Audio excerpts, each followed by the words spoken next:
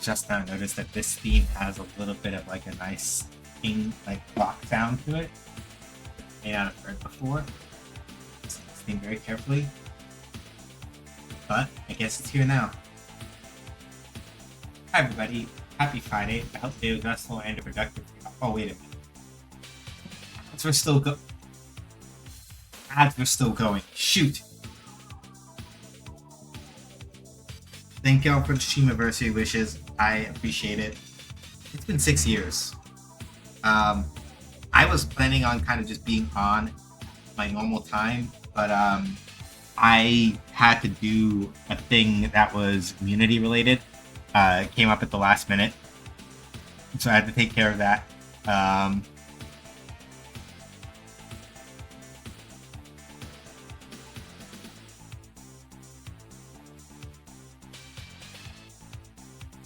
But we're here now. Probably we'll see if we can knock it out for maybe like an hour or two. IDK.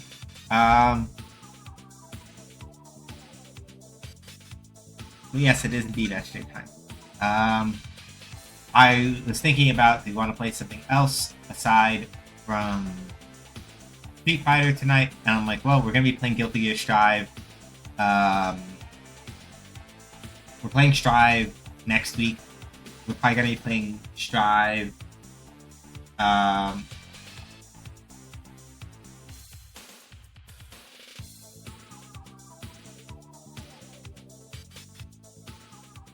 we're going to be playing Strive next week, and knowing me, we might hyperfixate on that for a while because we got a Jam gameplay video that came out, and let me tell you right now, I'm hyped. We have an Ingrid trailer for Street Fighter 6. No combat or anything yet, because the way that Capcom likes to stagger it, they'll do a teaser where you meet the character in World Tour.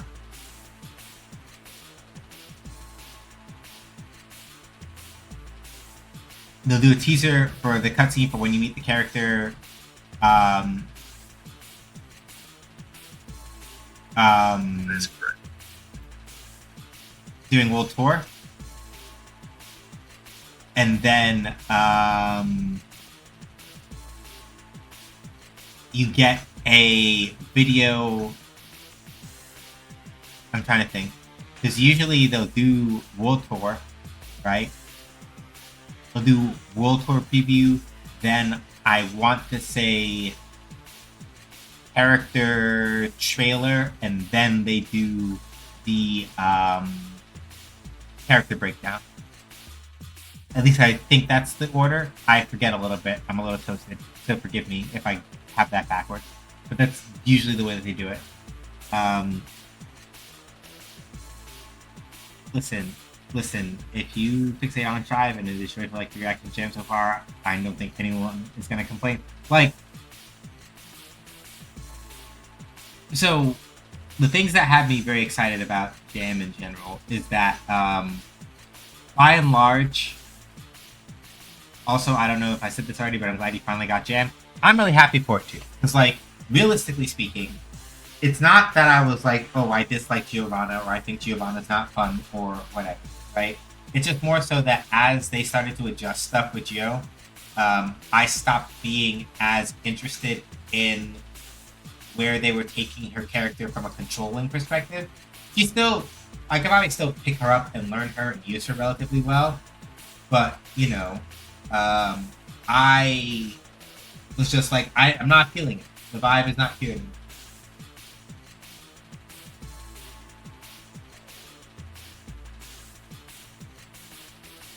And so that's why I've been switching around for a bit, but like, Jam is here now.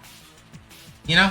And a lot of people, quite understandably, would say, well, if you wanted to play Jam so much, why not, like, just go pick up Exard or Plus R?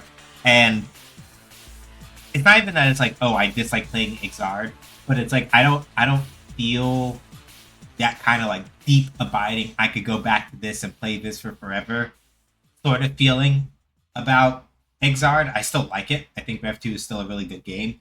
Plus R Jam, also, I'm just like, it's a lot of work to really be able to play effectively. And I'm just like, I'm not super. I can still play plus R if I really have to, but I'm just like, you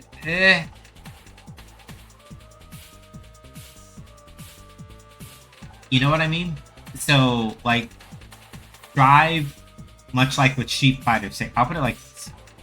And maybe this just says more a lot about the kind of player that I always was more than anything else. But I feel very specifically like Strive and Street Fighter 6 are the versions of their respective franchises that I have felt the most at home in. Overall, um, like, and maybe some part of that is because I mean, with Street Fighter 5, I got to learn it from the ground up, and with Exard, I got to learn it from the ground up. But I don't know what it is. Something about those two games in particular, I feel a lot.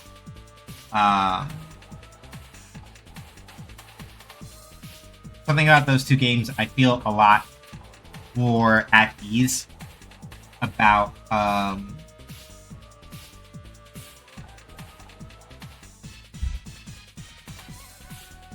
I feel a lot more at ease in those games than I do like going back to some of the older ones. And the older ones I think are fine. And I know that the communities for Exard and Plus R are still very alive and very vibrant. But I was just like, it's not my jam. If you'll pardon the pun. That's entirely a me thing. And I know for a fact that if I really wanted to put forth the effort, I could probably come to enjoy those games a lot. But I'm just like, nah. I think some part of it is that, like, for me in particular, being in with the new games feels like it affords more opportunities in certain aspects, and maybe that's a big part of it. I'm not entirely sure, but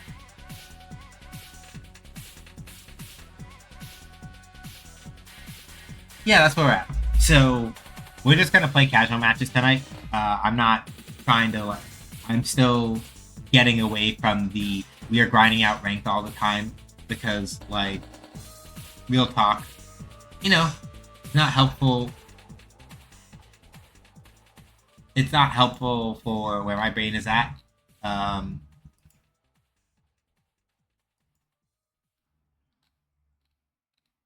it's not helpful for where my brain is at, and what I want to be trying to get better at.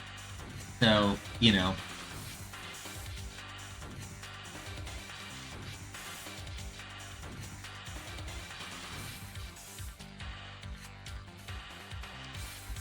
so yeah, having Jam back is just really kind of like nice because whenever it's Giovanna doesn't scratch anymore, whatever I feel about like admittedly not being super not as much into like Exard and plus R as I would like to be, a lot of that is made up for having her back in Strive now. And like I said, like I know like a lot of that is like a me thing more than it is anything else. And it's nothing that there's anything wrong with those games. It's just like no, it's just a me thing. I'm just not super um I'm not there like that. But I've been yapping enough. Let's play some video games. I don't know. I feel like I want to do something I didn't do before and actually read patch notes for the characters that I have in Master Rank because there were patch notes when Alex released and I just forgot to read them for y'all. Um, because my brain is empty and I just never. Ah, damn it! Street Fighter 6 is patching. Okay, so Street Fighter 6 while it's patching because I didn't realize that I hadn't. All right, let me just go do this in the meantime because I'm not going to sit and have us on dead air.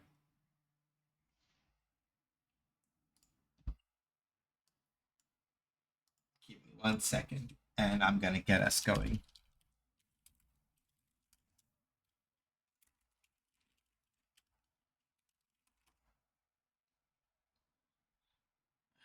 All right. First of all,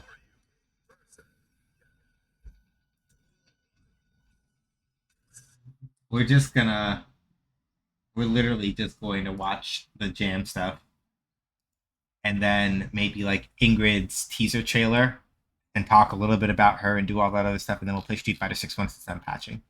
So give me a second. Hey Nadia, thank you Nadia, I appreciate it. So we're gonna watch some. We're gonna watch some jam footage. Then we'll watch the Ingrid trailer, and then go from there.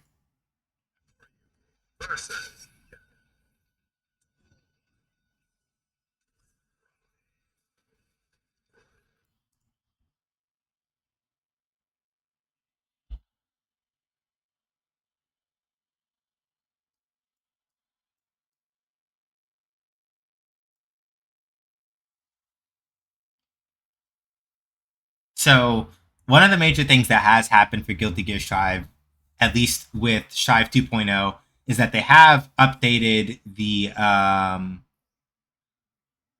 certain characters are getting new moves. They have also updated the UI somewhat. Those green streaks and the other stuff on the UI are a little different now.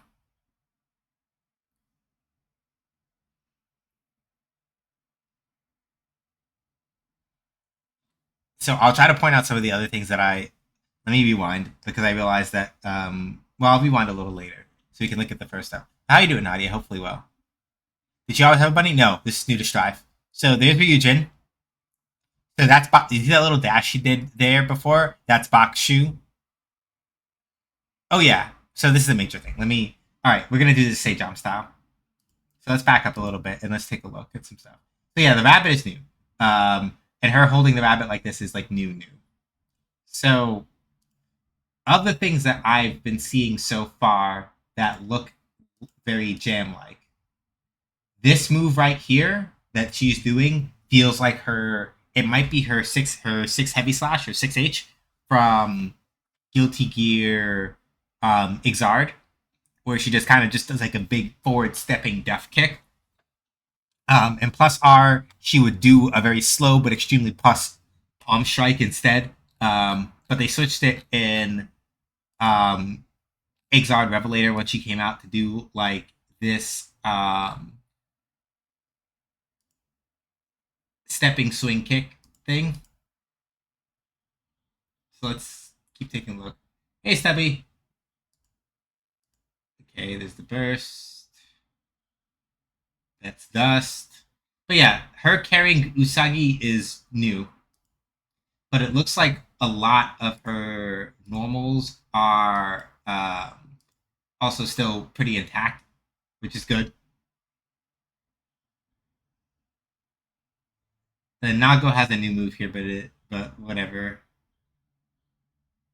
Yeah, whatever that is. I don't know what that does. Don't care.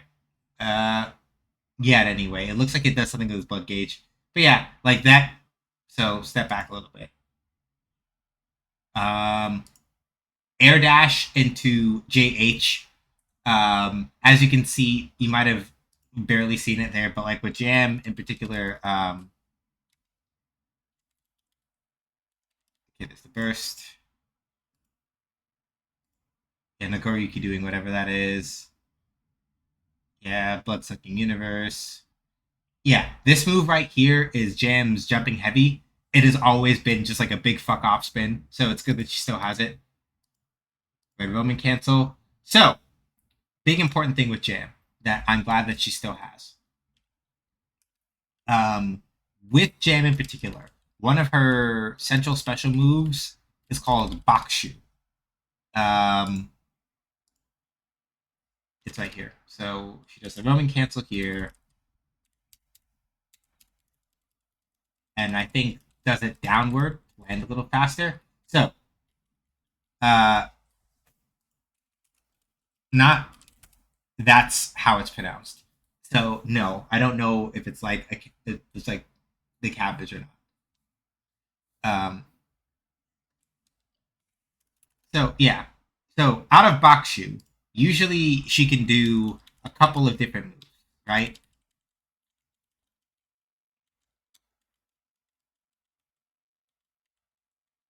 most commonly out of Bakushu, we have Hyapo Shinsho, or Puffball, right?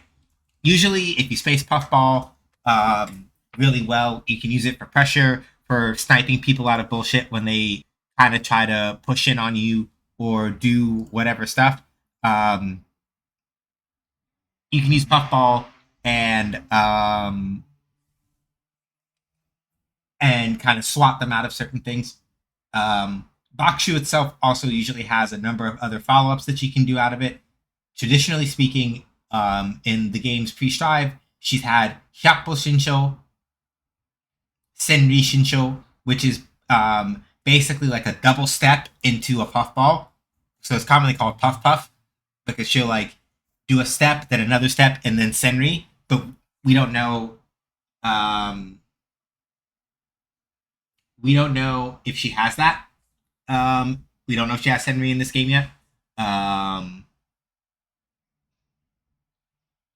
But usually you have um, out of Bakushu, you usually have Hyapo Shinsho, Senri Shinsho,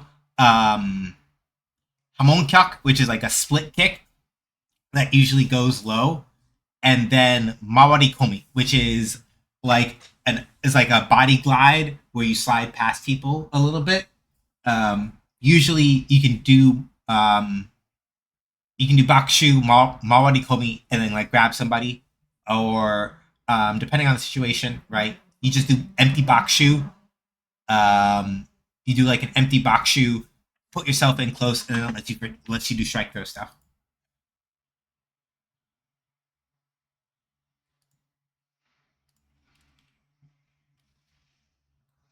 Let's see here. Jam also traditionally has parry, which she uses here, but yeah, she still got parry. So Jam traditionally, I don't know if they're gonna do what they did with Baiken and turn it into an actual command. So with Baiken, the way that it works with Baiken, traditionally speaking, before before Strive, the way that Baiken's parries would work was that they were closer to guard cancels. Right? Or no, I think that was even before Xrd. I think in Xrd they made it into a high parry and a low. No, I'm misremembering it. Now I got it. So for Baiken, for example, before Xrd, Baiken had, strictly speaking, her parries were more guard cancels. You would have to block an attack, then do a reverse back to down input. So after the block, you basically, instead of like doing down back like a quarter circle back, you would do back to down with the quarter circle and push a button, and she would do one of her guard cancel attacks, right?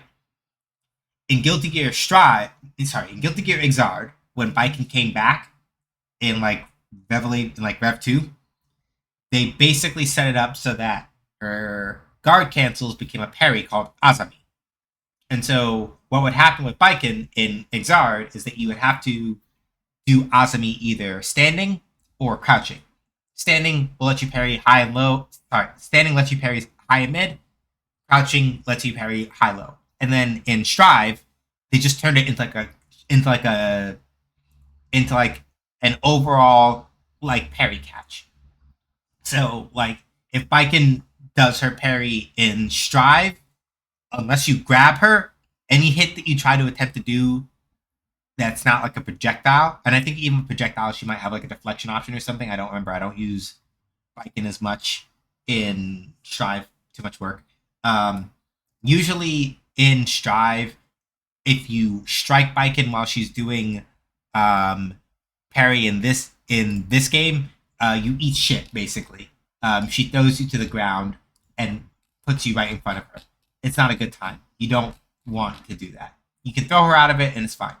But as you can see here with Jam's stance, as you're going to see in a second,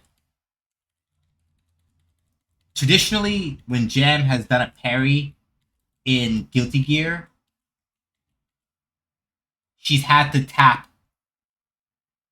You usually have to do back neutral for a little bit, forward. So like you just basically do.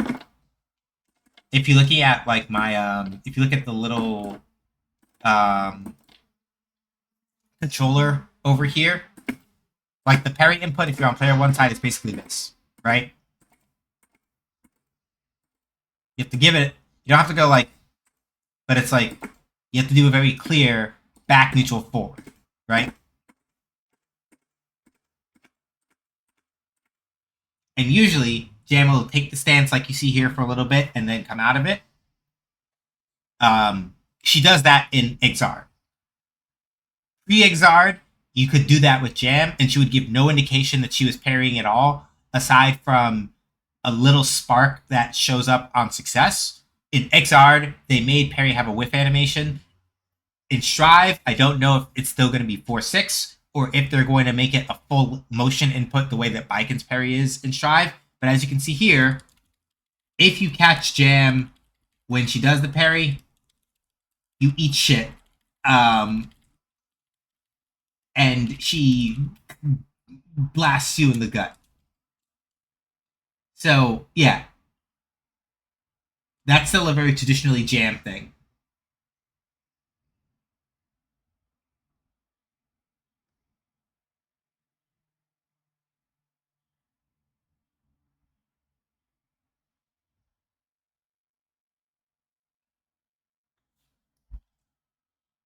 So, that's Ryujin. That flaming kick, Ryujin, is one of Jam's standard specials. You may notice that it had a dragon head on it. And if you look over here in this corner and look at this icon, it also has a dragon head on it. I'll explain that later. So yeah, you saw there. I'm going to step back a little bit. Because I think it was an empty box shoe that she did during that. And maybe did a break, but I'm not entirely sure. So, she did. I'm distracted by the bucket head chef in the background. Lol. Hey Lynn, how you doing? Good to see you. So, I'm sort of interested about what's going on here. Because this looks like Jam's, like this right here, looks like Jam's 6H still, maybe? It's very similar to that. But we also still have that move. And I don't know if that's a special thing that they did with her Gatlings in particular, where you are allowed to go backward a little bit, because this, I don't know if this is a special move or not. But this looks like it serves a very similar purpose to her close slash traditionally, but I could be wrong. I don't know. We have to see what her buttons are like. So, right here, you see she does Bakushu again. I don't know if that's the animation. I don't know if, like, this is the animation for doing some kind of break for it early, or if this is just what it looks like if you do Bakushu and don't press anything. But that's one of the major ways that you can, like, cover ground as Jam during a block string to kind of, like, get in close. That's her. That's definitely her. That's definitely her 2D for Dust. And here is one of Jam's major mechanics. Asanagi is what it was called in the previous games, but usually the shorthand for it is card. The basic idea behind the way that Jam works is that traditionally in every Guilty Gear game that she's been in, from Guilty Gear X up until now, Jam has the ability to power up 3 of her special moves. There are 3 of her special moves that she has, and by accumulating what are commonly called cards, because the original icon for them was like a card-looking icon, Jam has been able to traditionally power up 3 out of her wide selection of special moves in order to give them a powered up effect. Traditionally, it has been Ryujin, the dragon kick that you saw before, Gekiden, which I'll point out a little bit later when it shows up, and her anti-air, her dragon punch, Kenrokaku, have been the traditional 3 that have been powered up like that. As Guilty Gear has gone on, they've gone back and forth on the rules about how it works. Initially, when you got cards in like Guilty Gear X and for most of Guilty Gear X2 and so on, whenever you got a card, you did not have a choice as to whether or not you could spend it. You could stock up to 3 cards, right? Sorry, let me phrase that. For each move that you can card for, you can stock up to 3. So you could get 3 Ryujin cards, 3 Gekirin cards, 3 Kenro cards, right? And that was largely the way it was from Guilty Gear all the way through, from Guilty Gear X, where Jam debuted, all the way through to Guilty Gear Accent Core Plus R, right? The main thing that was different is that somewhere in like the last couple of major revisions for Guilty Gear X2, what wound up happening is they gave Jam the ability to do what I call card keep. Basically speaking, up until I want to say either Accent Core Plus, or Accent Core Plus R. Is one of those 3. I don't remember which one. In one of those games, or slightly, or maybe like Slash or something, they gave Jam the ability to choose to use either the non-powered up version of her cards or the powered up version freely. In the same way that Ryu in Street Fighter 6 now has the ability to decide whether or not he's going to use a fireball that uses up a dungeon charge, or if he's not. Exard changed this a little bit. What happened in Exard is that you don't have card keep anymore, but if you stock, and you still can stock up to 3 of each card for Ryujin, Gekirin, and Kenro Kaku separately. But what happens is that if you hold Jam's charging animation for a certain period of time, if you hold the button for her Asanagi for whichever one it is for a certain period of time, or if you get 3 cards of the same kind, those 3 cards for that move become a max card instead, where the damage and its effects are frankly very ludicrous, to be honest about it. But Strive, from the look of it, has chosen to do the thing which I thought they might do, but which also makes the most sense, which is that Jam, from what we have seen so far, can only carry 1 of each card. 1 Ryujin, 1 Gekirin, and it doesn't seem to be Kenro Kaku this time. It seems to be Hamon Kaku, but I don't know for sure. See?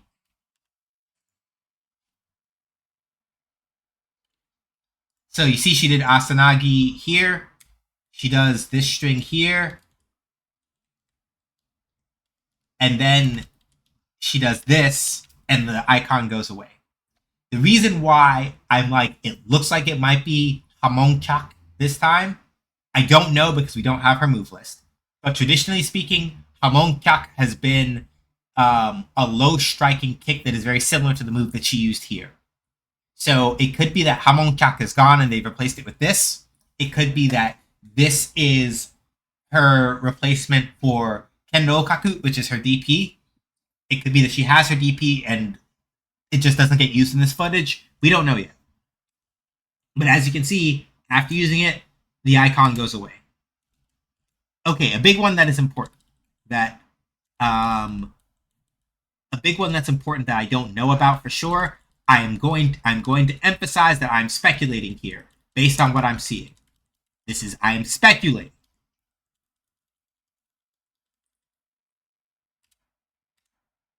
This could be a jump cancel. But I want to look at her other jumping animations to be sure.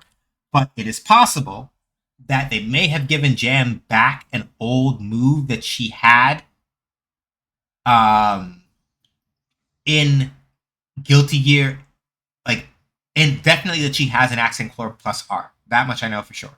They may have given her a move that she has in Accent Core Plus R. I don't remember the specific name for it. It's just called, most people just commonly call it Flip. But Jam had a move in Guilty Gear Exalt. Words are hard. She had a move in Accent Core Plus R where she would be able to do a forward flip out of a normal. And that's what this looks like to me. And if they did give her that, it would have been to compensate for the fact that she does not have the same type of pressure that she used to have because of the way that Guilty Gear Strive works with the way normals work, I feel like that might be a special move. That elbow looking strike thing might be a special move. It feels like because she's doing it out of what appears to be a normal, and Guilty Gear Strive has moved away from um,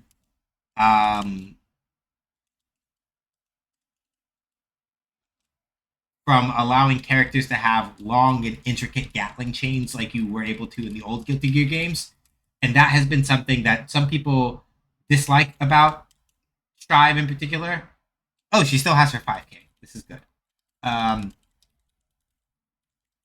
a thing that older Guilty Gear players have disliked about Strive to a certain extent is that it's like you can't just do like punch kick slash heavy slash like you could with most characters in the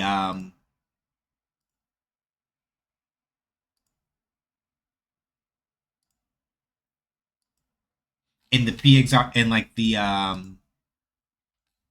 in like the way that you could in the pre-Strive games.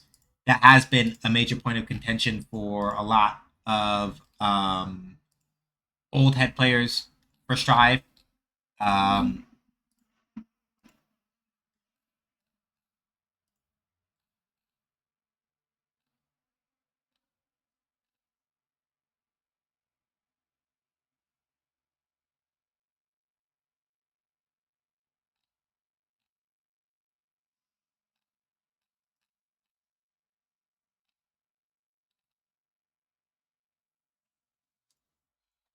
um, so Strive usually, if you're gonna be doing like combo chain stuff, you're usually doing like punches into kick into like crouching dust or what have you, or like slash heavy slash stuff like that. They were doing their best to be a lot more, make you commit a lot more to which buttons you could press and what they lead to, rather than letting you get like with Jam in particular used to be able to do a lot of like really annoying pressure stuff with her slash, heavy slash, and her standing kick because they would loop back into each other at certain points. Not like an infinite or anything, but you could set up some really annoying pressure where you could do stuff like 5P 5K 5P 5K and like Jam's standing kick.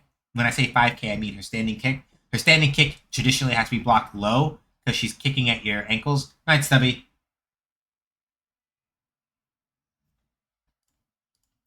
Like that. So the fact that she still has that and it could probably still be a low is a very good thing. Um,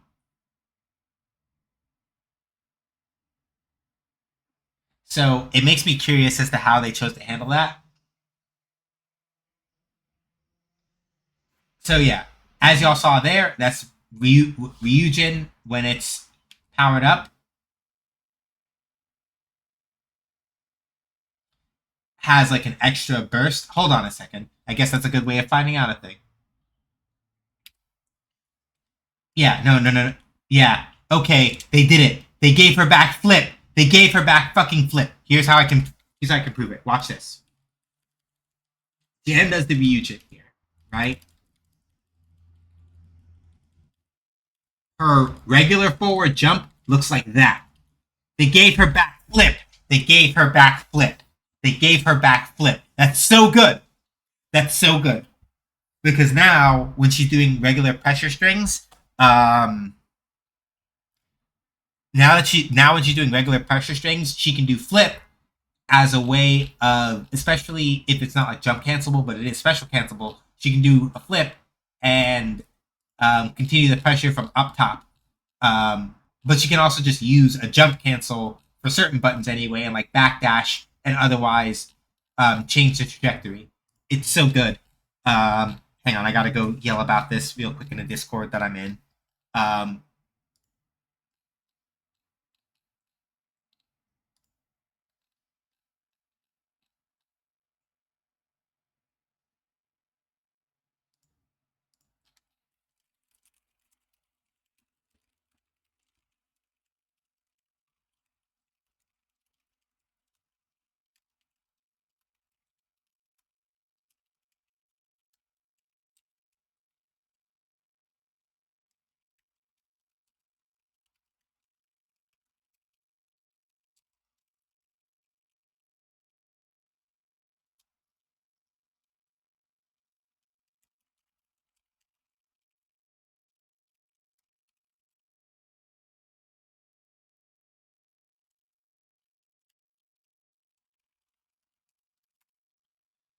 But yeah, she got flipped back.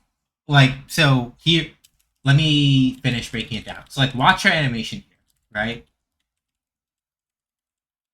Like here, she just does a forward jump, right? She does an air dash. She does. It could be. This might be. Let me see here. I don't think it's JK. I don't know if it's JS. It's not jump heavy slash. It might be. It might be jump kick. No, that is probably. Yeah, I don't know for sure. That is probably jump kick because it looks like it hits. It hits better. So this might be jumping slash maybe, but I don't know because it feels like it doesn't. It feels like the Gatling shouldn't go in that direction. So I don't know what that is, but that feels like it might be JK. Uh, so that could be JS or 2S. But look here, watch this, right? So this could be this is one of her slash buttons. It feels like with the way that the animation is, it could be her 2S maybe, her crouching slash. But don't know for sure. Watch this now. This animation, you see how it's different, right? But she's doing this. This is flip. This is not her forward jump. This is flip. Yeah, you have for this is incredible. It's because it's a devil in the details sort of thing, right? Like characters when they are doing a very characters in most fighting games, it's not always like this, but characters when they are doing regular like jumps or directional jumps that in fighting games, those tend to not be super embellished. They have some weight and some style to them, but they tend to not be super embellished because you need to be able to tell the difference between that versus like a command jump, like what flip is, right? Like you'll see this with Akuma when we get to play Street Fighter 6, because I'm probably gonna wind up fighting an Akuma. We're gonna wind up fighting an Akuma at some point tonight, so you'll see what I mean. But when you watch Akuma do Demon Flip, it's very different than when he's doing a regular forward jump.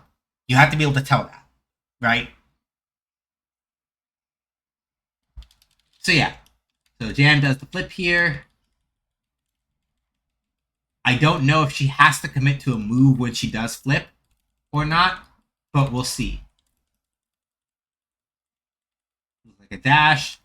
Because yeah, like this looks like her 6H. Because she has 5K already. There's Bakshu again with... I feel like she might have a thing where she just has a break for Bakshu. So let's play this at normal speed because this is another important part of Jam here. Hang on. We got to step back a little bit so we can see it in normal speed. So, yeah. She did Bakshu. It might have just been like a straight up no input. And then she got the command throw. Or not the command throw, regular throw. Jam doesn't have command throw, I'm sorry. So one of Jam's major threats as a character is her mobility because she'll just put you in strike throw hell. If you're not careful, a lot of her buttons tend to let her work pressure so that she can like get in and tick throw you or run strike throw like this. This is new. So let's back up a little bit. So traditionally speaking, right, Jam for overdrives has usually had two very specific overdrives for most of what's going on here. So here she does a purple roaming cancel after the throw.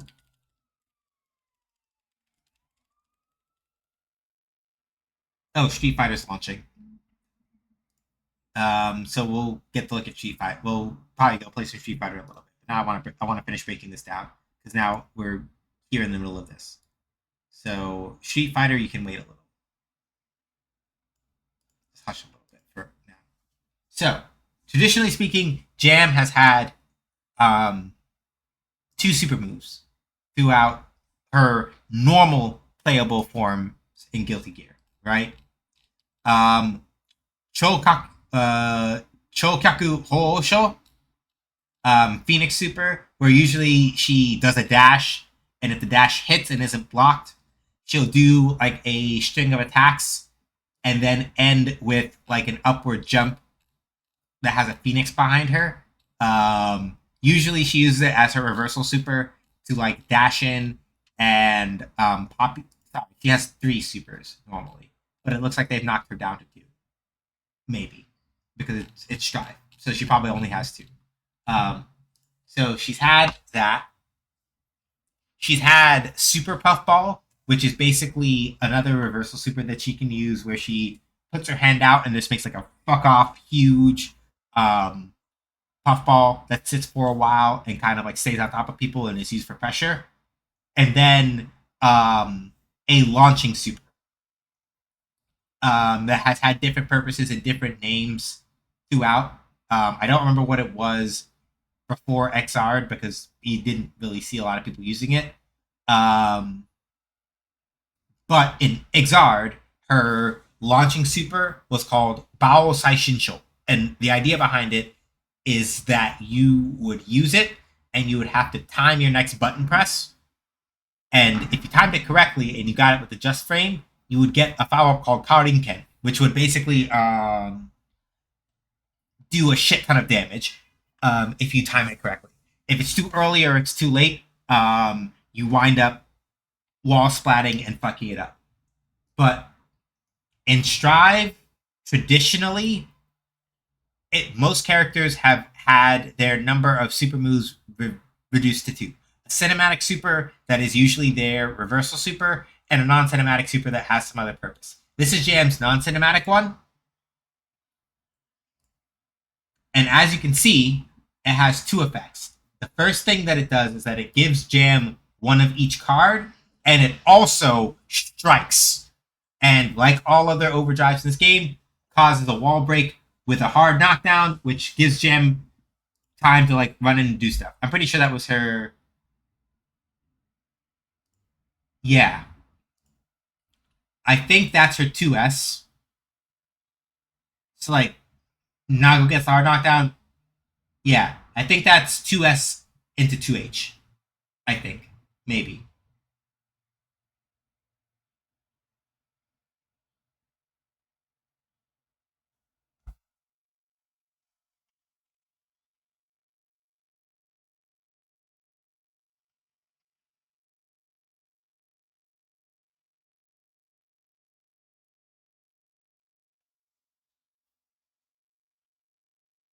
Hey Takal. Thank you.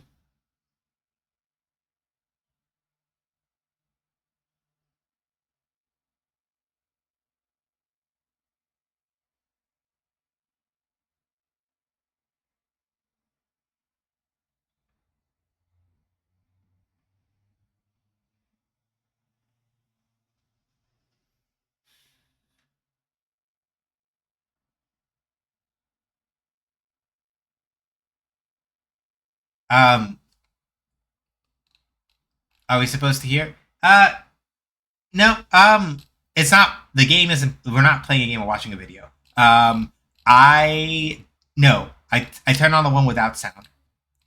I'm doing the capture without sound, so it's not your imagination. I'm doing the one without sound, so it's easier to talk over.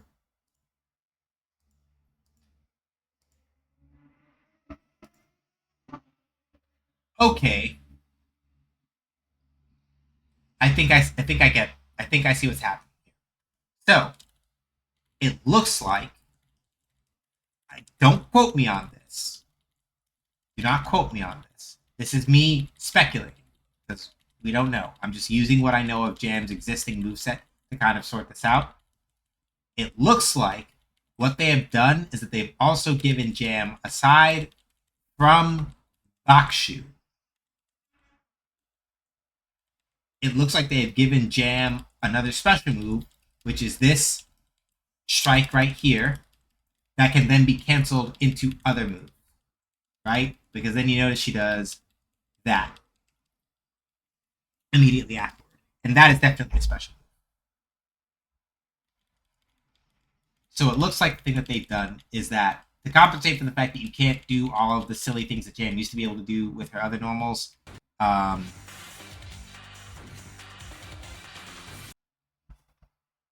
Actually, I guess I can't put on the sound. Hold on a second. Let me um,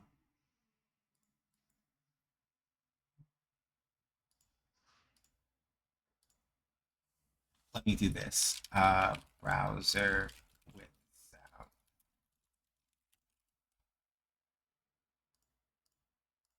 And then we're just gonna do this one. Capture audio. Go there. And then we're gonna turn off this one and turn off this one. So we do have sound. So yeah, because this is the interesting thing.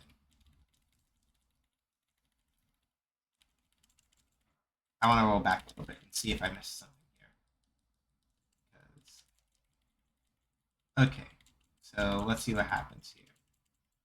Okay, so Kai has a new move here with. Okay, so Kai can now take his stun edges and do that. All right. Jam does flip here. Okay, I see. I see. So it looks like Jam also has the ability to do certain special moves out of flip, which is always which I think I know she can do normals out of flip in plus R, but they may have done other stuff there. All right, we have that. That's Gekyuin. You see this right here? This move where she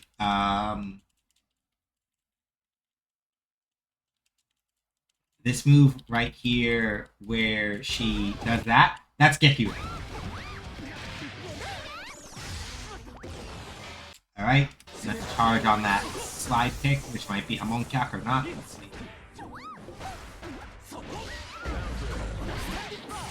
For roaming cancel. Alright. Yep. Throw again. Alright, it looks like. So yeah.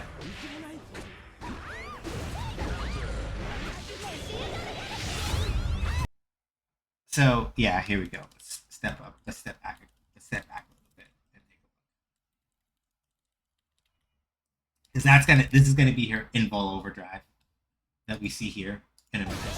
So we have Gekyuin in again. So we have that into. This feels like it's her 2H. If they did that for her 2H, I'll miss her old one, but I can see why they would have removed it. That into this new elbow strike thing, into.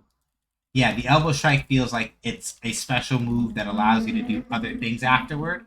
And if this is how they chose to like do how they oh, and then you get to cancel that. This is how they're doing it. I think this is how they're compensating. So, like I said before, the main thing with Jam in the older Guilty Gear games is that what we would call her Gatling table, her ability to cancel certain normals into other normals, right?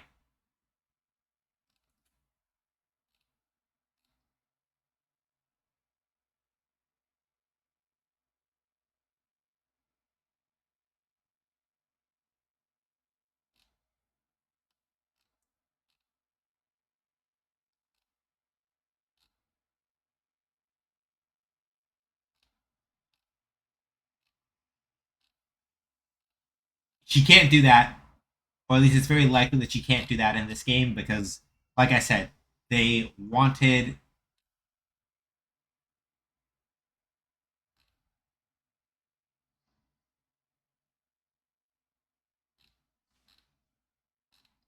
because they wanted to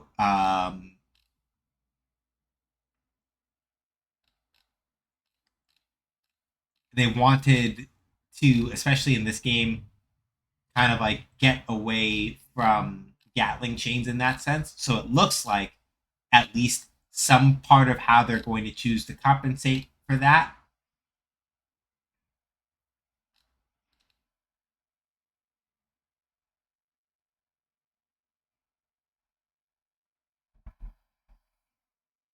Some part of how they're going to try to compensate for that is allowing Jam to have other cancels, possibly out of powered up versions of her normal, power up versions of her specials, but maybe additionally to that, possibly. We'll see. So,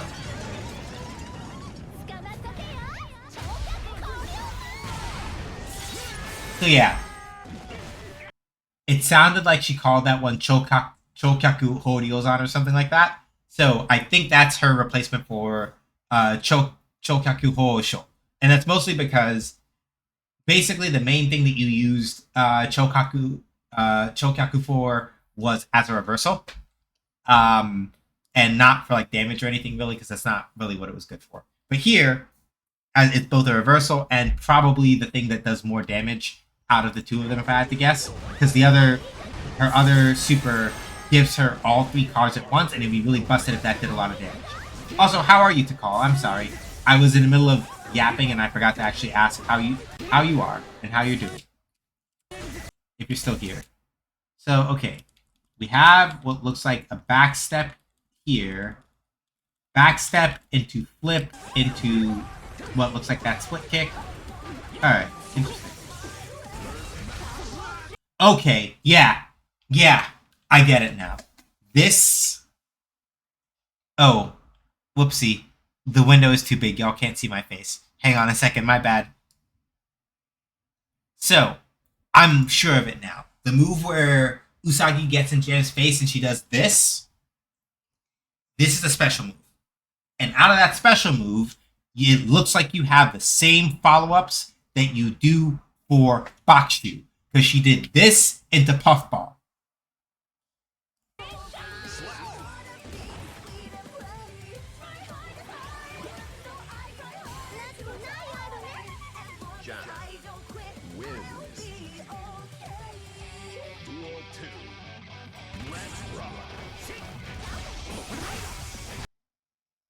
Yeah, hang on. I want to slow these down a little bit because I was trying to figure out one other thing.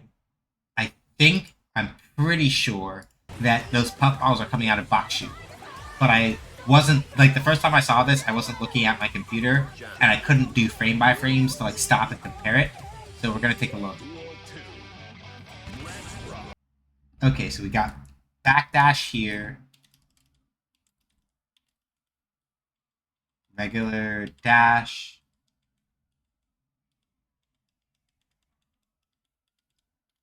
Got a back step here again. Yeah, okay. Yeah, so it's a little tricky to tell initially, but if you look at this part right here, these are the first frames of Bakushu. So Bakushu leading into Puffball right here. So when you're trying to like poke at people by using Puffball, like this is the kind of thing that you do. You do Bakushu and then you hit slash early and do Puffball to kind of poke at them like that. Again, same thing, right? Like if we slow it down and we look, we should see that again, right? Jam sits, does Bakushu into Puffball. She does flip here again. So it looks like the thing with flip is that you may wind up having to commit to a follow-up as opposed to just being able to do it empty like you could in Plus R. I think that was her jumping. That looks like jumping kick that she did to hit him there. Tried to do what looked like cross-up Gekyuin and might have missed. Okay, hang on. Let's step back a little bit. Because what did she do that out of? What did she do that out of? Because if we see her do it out of... If we see her do it out of Bakushu, then this validates one other theory that I have. So... Okay. She does a standalone. She does that standalone. So it could be that that's... Okay. Yeah, it's really sick. So, and then power up. Yeah, Vapor Thrust. Yeah. So the fact that they basically gave her like a strike variant of Bakshu is really good, because the main thing with the main issue with Bakshu, such as it was in like the older games, is that like, hold on, the fuck was that? Back that up. What was that? What was that? What was that?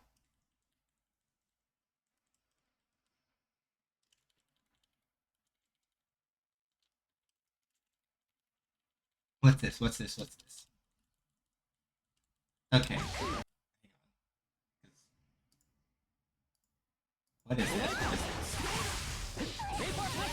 Trust. Okay. Yep. Lose your arc. Just gotta put it in the corner. Roman cancel. Out of the throw.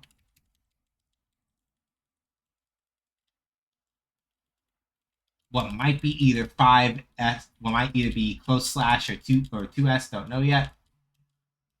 It does what appears to be a ground bounce, and then there's this, whatever this is, into this. And then this is special cancelable into Ryujin, and we get the first hit, and then the burst breaks the wall. Is it always a wall break? That might be really good.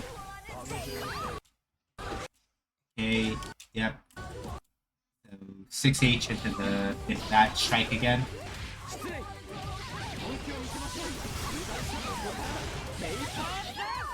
And I got that. Okay.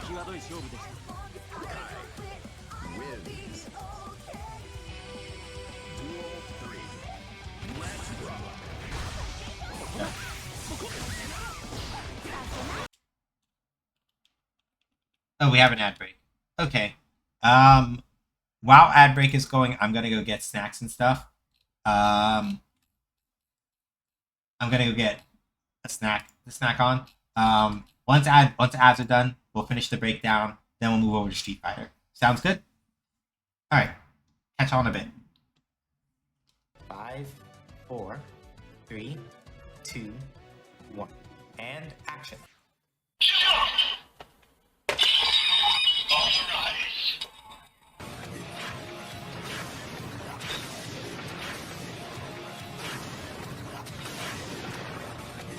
Henty! The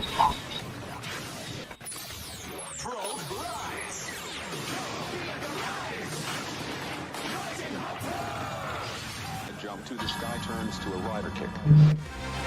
There's only one person who can stop, and that's me. Hey everybody, my name is Sean. They call me either that or SJ. As I say on my own channel, make games, I play games. Games make you basically. Did you really think that I was going to let you hit me with that? No. Guess what? I'm still alive, motherfucker. Going too fast is no good. Shut the fuck up. What else you got? I have to hit button. Button hit good. This no count, no good, self-absorbed. Giving free turns goes against my professional ethics.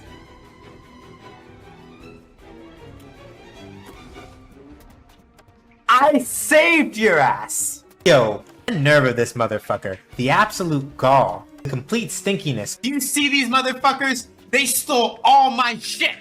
Fuck out of here. Fuck you. I don't give a fuck now. Stank ass, punk ass, smelly ass motherfucker. Yo, not with the deep cut. My brain is full of eels. Anyway, so fuck. We should just play this fucking video game. Damn it. That's not fair. No, that's fighting dirty. You can't do that. Just because it's correct doesn't mean it's right. Just for that, I'll teach y'all to talk to me about the consequences of my own actions. And now, this poll that I'm not going to look at the results of yet, I'm lying, I'm going to look right now. Jesus fuck! Why are y'all like this?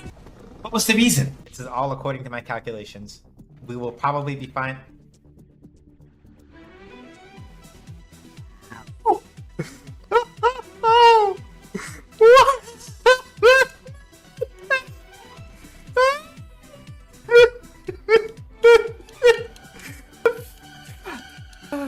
God damn it. Can somebody clip that? Going too fast is no good. You facetious motherfuckers. You really are gonna stand up in front of God and everybody Oh my fucking god! No! No! I can't fucking stand you! How dare you? How very dare you? You right, but shut up. Give me a church. I told y'all I was gonna get a church, and I got a church. Apris above be praised! Amen! Amen, hallelujah, and peanut butter! Praise be to Lord R.N. Jesus, for in our time of need, he has provided. Can I get a blessings to R.N. Jesus in the chat? I have to behave. I have to behave. I have to behave. I have to behave. You know what? I'm just gonna do this. What kind of just nonsense did you just... What in the hell do you mean? You put me on your whole motherfucking screen?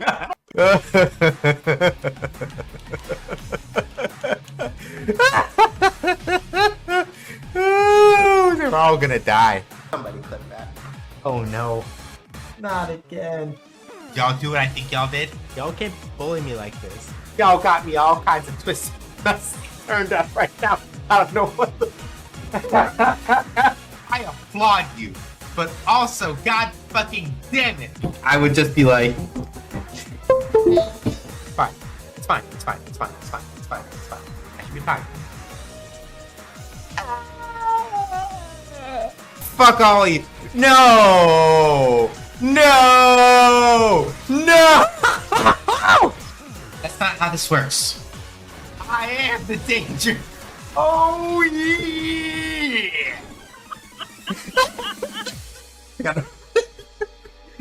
I'll respond to that, but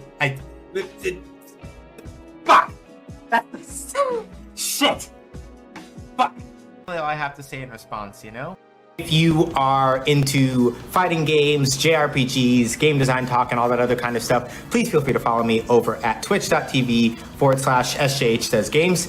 I can't fucking stand y'all. I can't. Y'all are the absolute fucking worst. I love this fucking community so much. Y'all are just the best. You know that? All of y'all. All of y'all in here. I appreciate y'all so much. You got the straight mom seal of approval. Also because I'm handsome.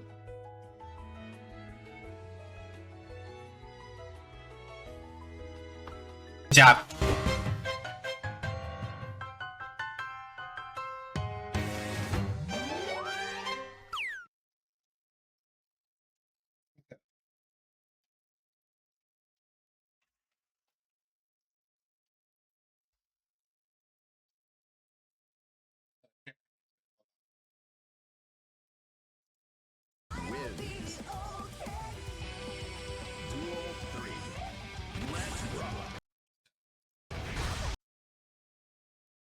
Yeah, the Bakushu Capo.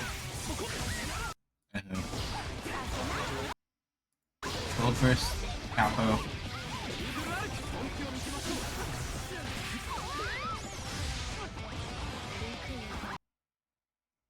Yeah, because this is the part that I'm interested in.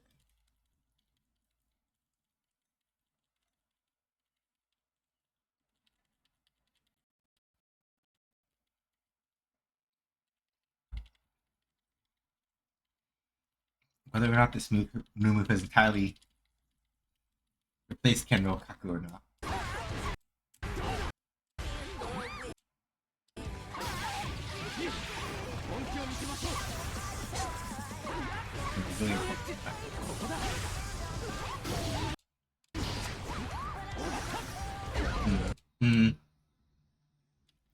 Ryujin here? Yep. But then Bastard did first.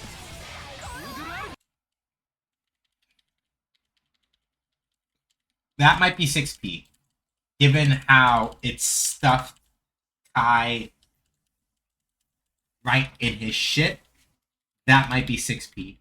And given that he was in the air, Ryujin powered, which does that, and then we get the burst for extra damage. Doesn't wall stick, but if you Roman cancel it, probably at around that spot. Oh, Yeah, that's 2S probably. Do the dash afterward. Keep the pressure. 2S again. So 2S OTGs is going to be sick. And then this is. Yep, 5D when we cancel.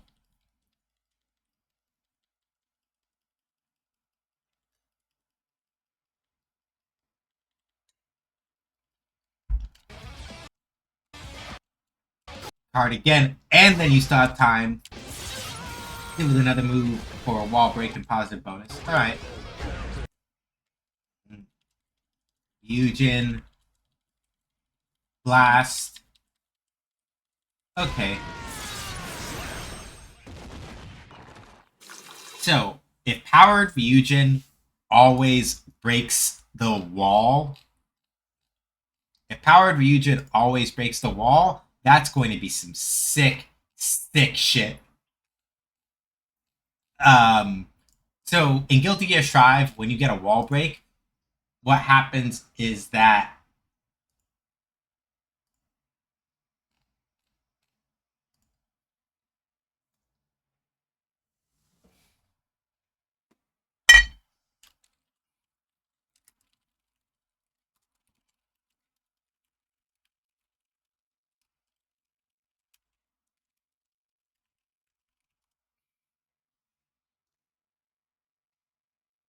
so with powered Ryujin, right? If it gets a wall break, this is why this is important. In Guilty Gear Strive, right? When you get a wall break, you get for a short period of time something called a positive bonus, where your meter gain for the meter that you use for Roman cancels and supers and stuff like that passively speeds up and goes faster if you're doing other things that make it go up, right? Um, so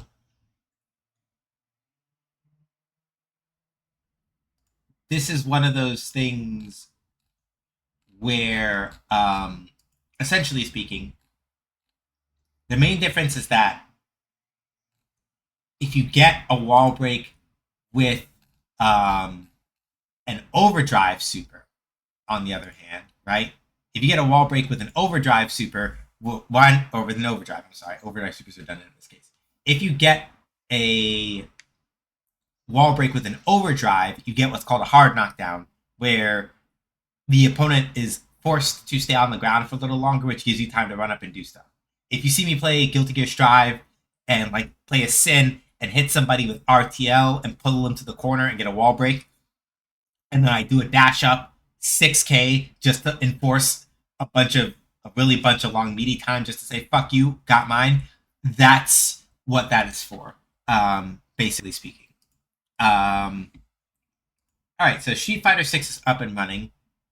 I'm gonna pull up. We're gonna play, obviously. I'm gonna also pull up the patch notes for Street Fighter 6 and the Alex patch, because we do need to do that. So yeah, that's my breakdown for Jam. We're not gonna watch the Ingrid video for Street Fighter 6 because it's just a teaser of her World Tournament stuff, no gameplay.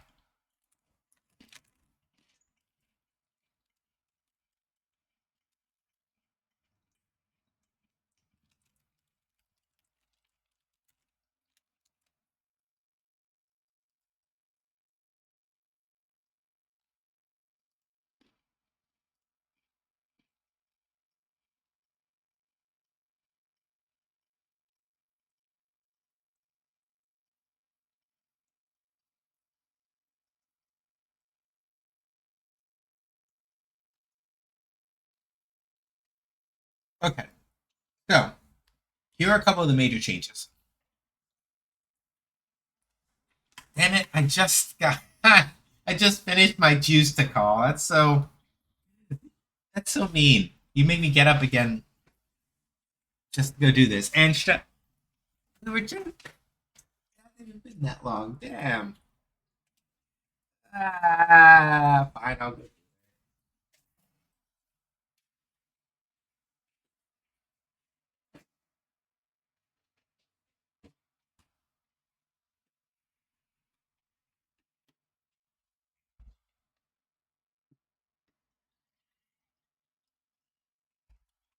And I'll stretch.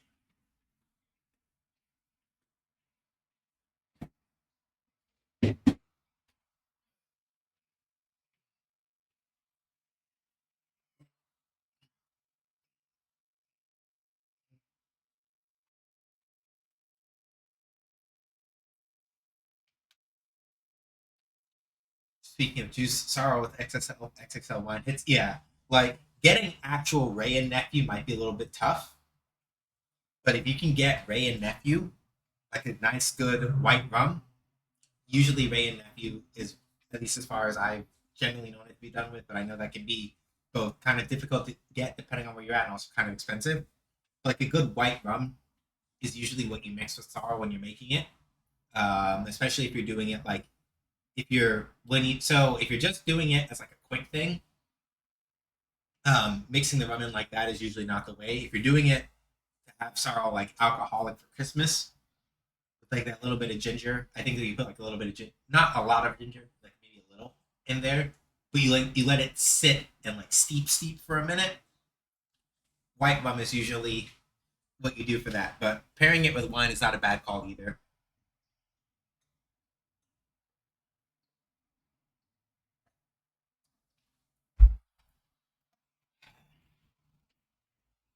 Thank you for the hydrate. Thank you for the stretch to call.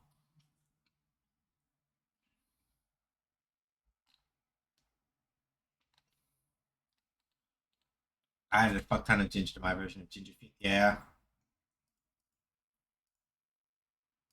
All right. So let's take a look here. Actually, hold on. No, I need you to be in a complete. No, I need. Okay, Vivaldi, I like you, but I need you to off of an entirely different. I need a completely separate window. Thank you. Because I was like, wait a minute. Some of y'all can see some of my other tabs, and I'm like, I'm not. Theoretically, I shouldn't care that much, but I'm also just like, y'all don't need to see all of that.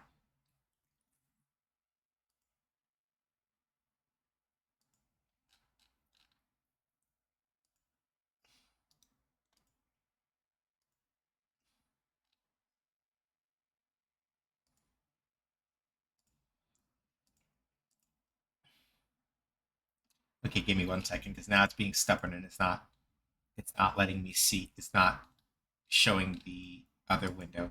All right, come on. Stop being stubborn and let us see the window. Come on.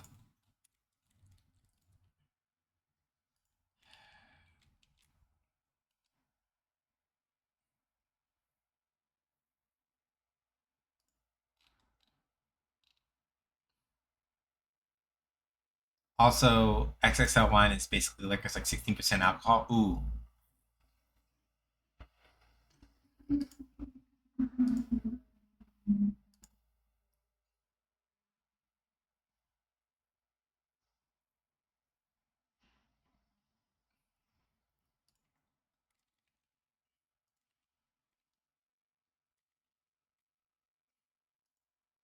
Okay.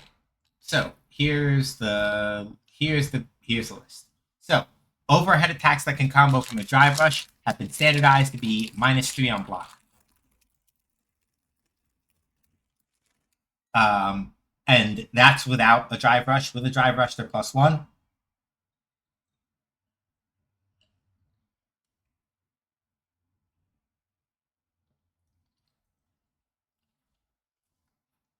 And when blocked after after a dry brush, blocking a dry brush overhead,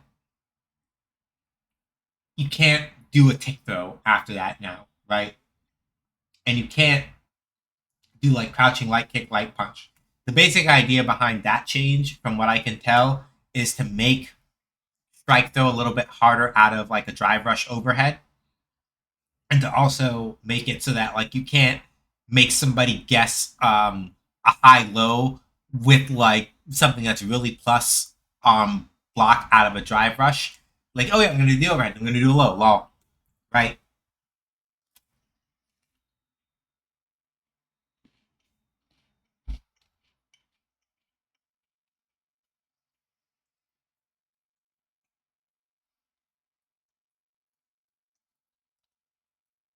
Also, if you do raw, drive, rush, and attempt to jump, the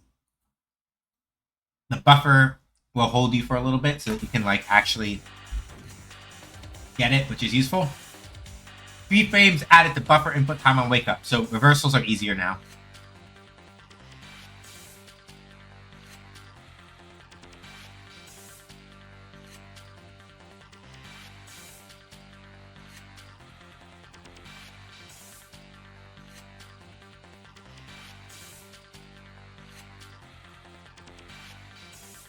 It looks now that there are like certain overwrites to some other things. All right, we're not going to go over everybody. Hey, Shiny. We're not going to go over everybody, but I will go back and check specific characters' patch notes after we fight them tonight. We'll see how it goes.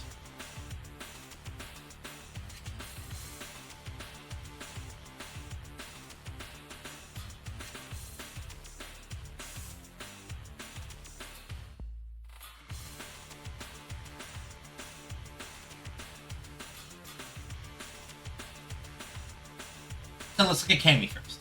So Delayed Ripper, 6 HK. Follow-up attack options have been expanded by reducing recovery on hit and reducing the combo count start value. Normal hit can now lead from a cancel drive rush into moves like swing combination. The light quick spin knuckle can be followed up with a level 1 super art doing a punish count combo without having to cancel.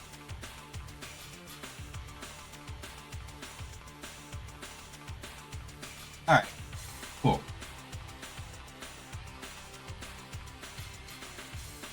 This is the change that happened the last time we played Street Fighter 6 when Alex came out, and I sort of was like, oh, they added like a screen shake to it when you hit now. Adjustments were made to prevent an issue where only the first active frame lacked an attack hitbox during the move, causing one player... Okay, interesting. Okay. So.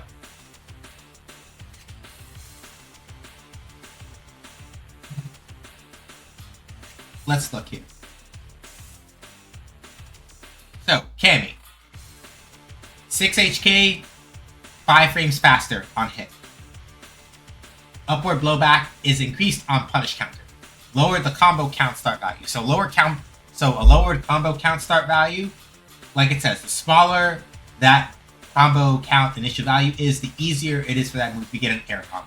So lower combo count start value means that you can use it to set off juggle combos more easily. And the upward blowback on punish counter being increased, I'll demonstrate what that means in a minute. Heavy Cannon Spike moves a little bit further, further forward on attack startup. So, in other words, it is easier for Cammy to hit people with a Heavy Cannon Spike when they're further away from. If they're jumping in from farther out, it's easier to catch them with Heavy Cannon Spike now. So normal or overdrive dive kick. If you hit just above the ground, the screen will shake on hit or block. Knockback time on hit or block is increased by 2 frames, and reduced pushback on hit or block. So basically, they put in a screen shake with a little bit of knockback time. I'm not sure. I don't think they mean block stun here. But they might mean block stun here because reduced pushback. Reduced pushback wouldn't mean that much of the knockback time was increased by that much, I think. So I think they might be talking about hit stun and block stun. I think. Maybe. So basically speaking, what this means is that if you hit with a dive kick at the right height when you're really close to the ground, you get a little bit more time for pressure and combos. Very good. Extended active frames of first hit for SA1 from 3 frames to 4 frames. Basically, it just means that the first hit is active for a little while longer. So it's a little bit easier either to force a trade or to otherwise avoid certain setups. Like I said, we're not going to check anybody. We're only going to look at the people that I'm likely to play and see what's what. Alright, so Terry.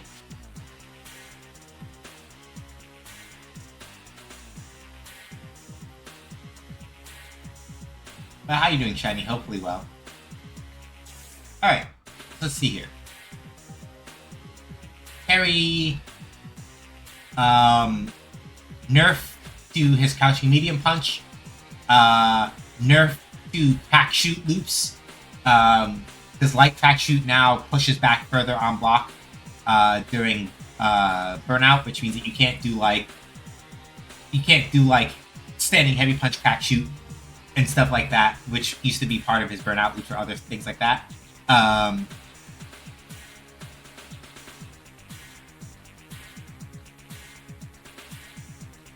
Round Wave, which is the meaty non-traveling version of Power Wave, pushback on hit has been reduced, which means that for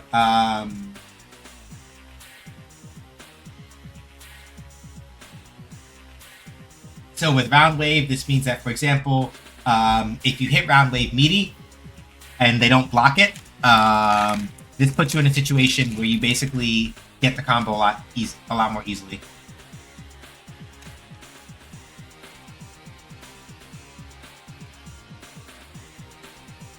Alright, gotta work tomorrow, thank you. Night, Kettle. Thanks for stopping by.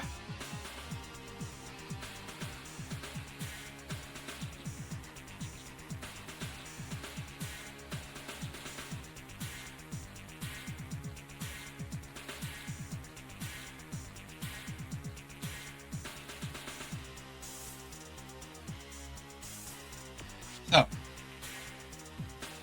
OD Power Charge can cancel into other special moves now, much like Heavy Power Charge can, which is good. Because OD Power Charge you mostly were only using for like wall bounce into rising tackle and stuff like that. Both the player and opponent will be invisible during hit stop when the first attack hits, so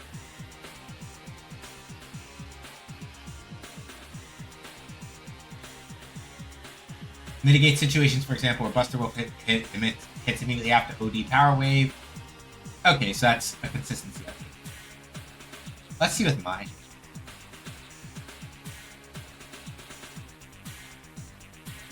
Okay, so Kachosen got nerfed.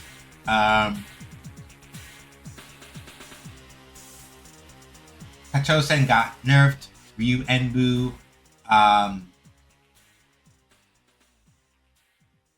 Ryu Enbu got boosted. Musasabi no Mai has a more reliable hitbox during combos. Cool. Alright.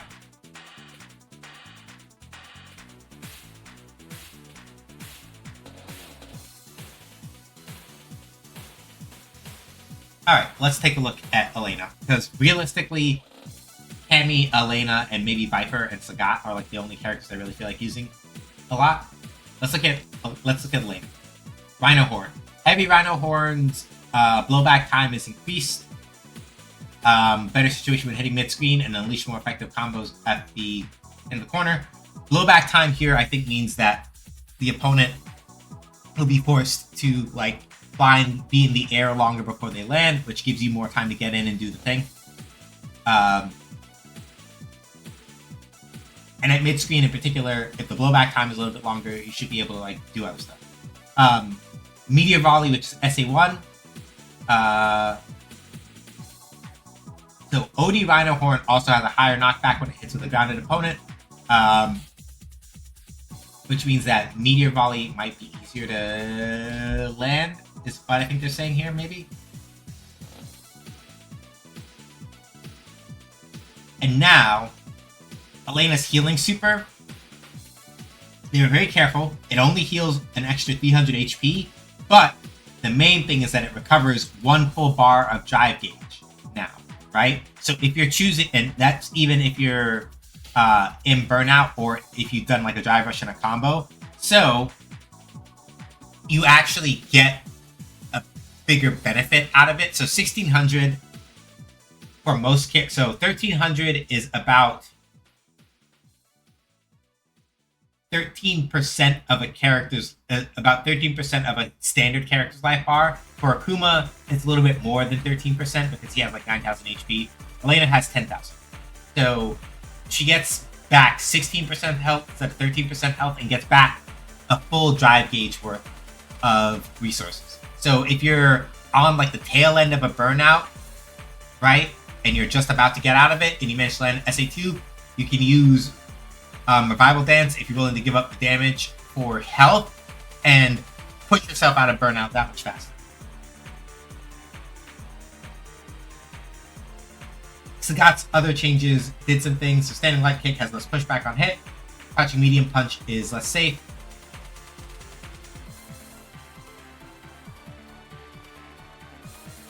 Especially when it whiffs. Viper's changes, I think, are very interesting, so I might be more willing to give her a try now. So, here's how this goes.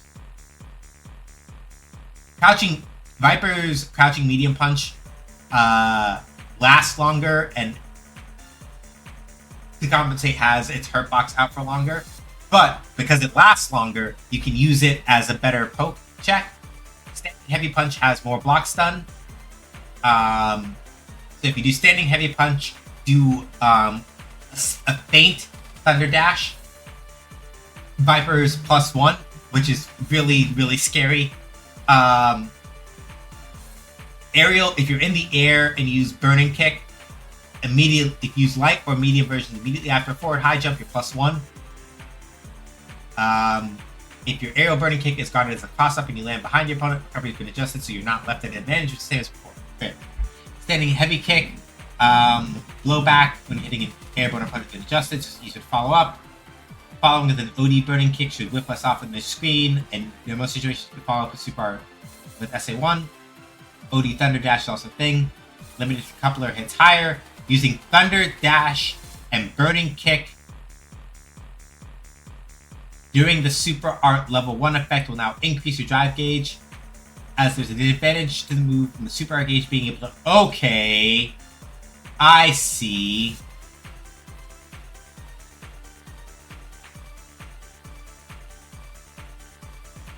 And it has a better... Okay, so Viper got a bunch of buffs, basically. Viper got a bunch of buffs to sort of make her a little bit more consistent and make it easier for her to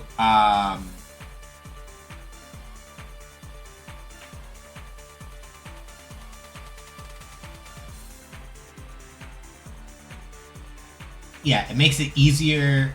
Generally speaking, Viper is more consistent. I didn't even read all of them, but the general idea is that Viper as a character should be more consistent and a little bit less difficult to use, which is somewhat in line with like Terry's first set of patches that he got immediately. I forget who came out after Terry, but after Terry came out, that was when he got his first set of major adjustments to make a lot of his stuff a little bit less weird to combo with and combo from. Very much on purpose. And I think that this is in line with those. Alright, let's actually play some Street Fighter 6. And then we're not going to be up and on too late. I have a couple of things I would like to do tonight that are just related to things I need to get done. So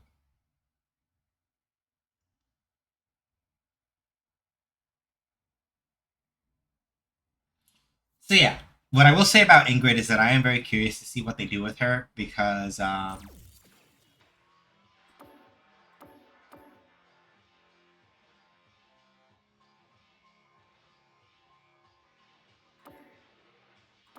general consensus as far as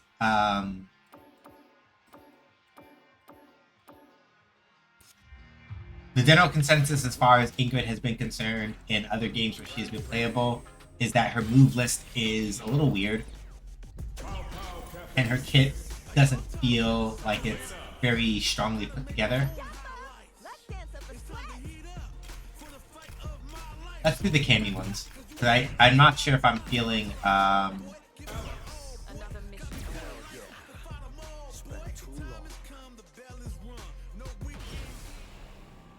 I don't know if I'm super down to like mess with Elena right the second. I want to kind of look at some of the stuff we're talking about Cammy. So, right? So the Lane Ripper. You see where that 20 is? That's what they mean by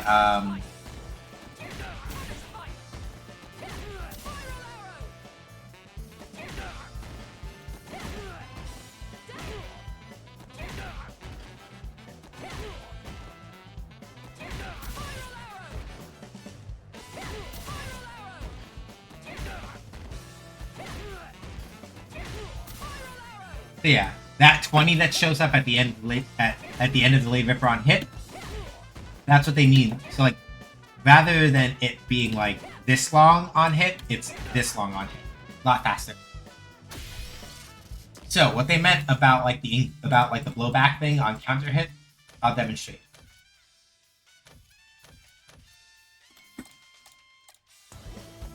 So on counter hit, we have this, right?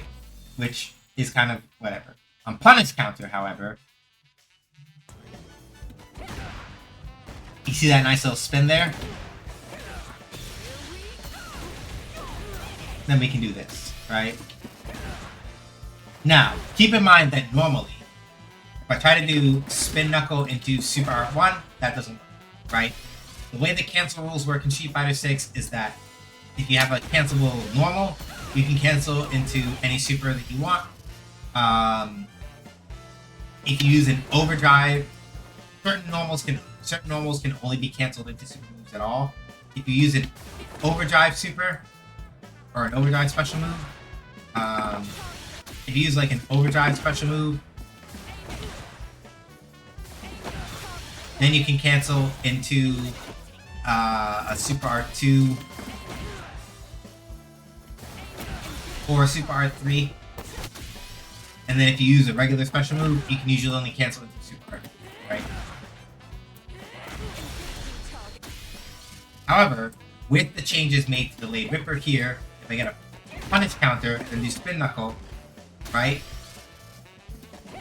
What happens is that Alex is left floating long enough for me to manually input spin drive smacker and still get it.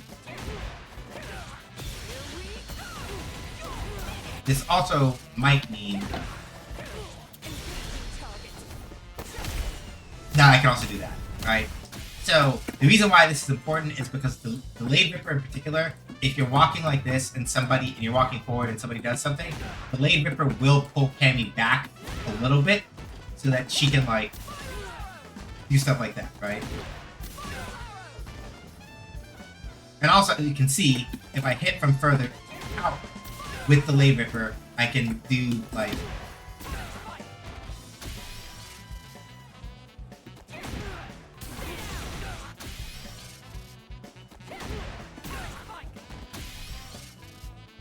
off the bed, take it easy. Thank you for coming by to call, appreciate it.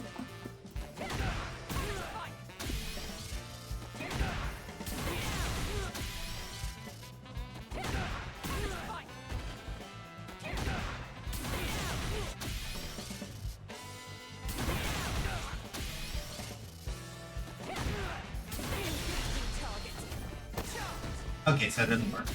That should be that. So,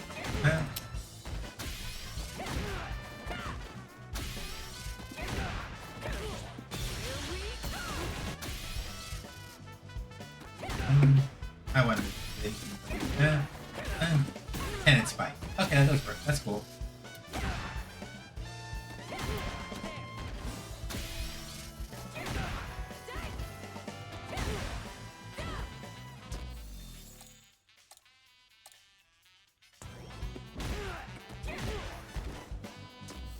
I wonder what they were saying though about wing combination.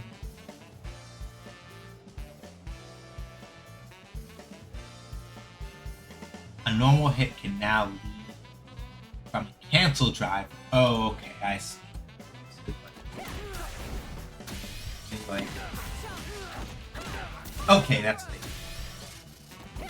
So the thing is that with the Late Ripper, also with the change that they made, even if I don't get a counter hit, right, I can do this, and then still get that, right, which is good.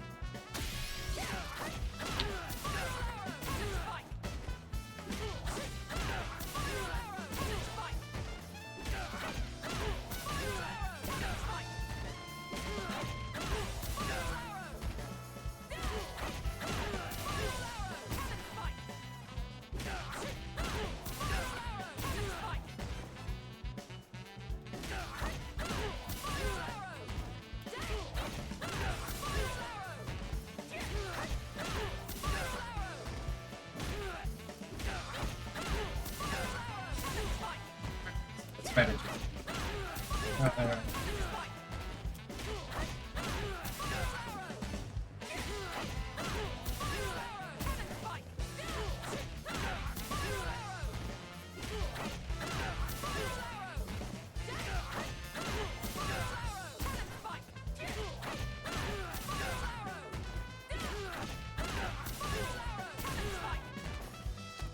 Yeah, I'm gonna have to work on the timing on that feels.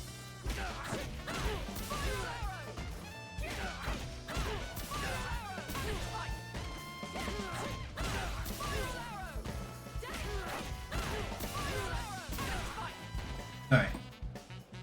So yeah. That's good. Yeah. So basically speaking, right? Alright, so that's 10 frames advantage. 2.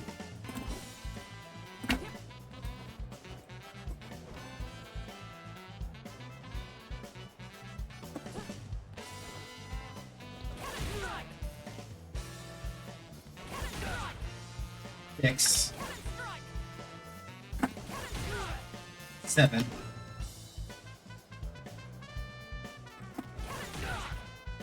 Yeah. 10 frames at advantage, that means that, oh, that's actually kind of fun. Let me see if I can do it. Oh yeah, that's really fucked up. So basically, if you get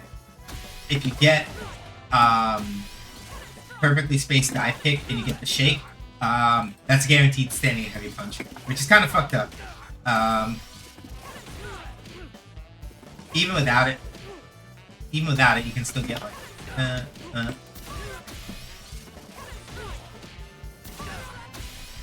you can still get,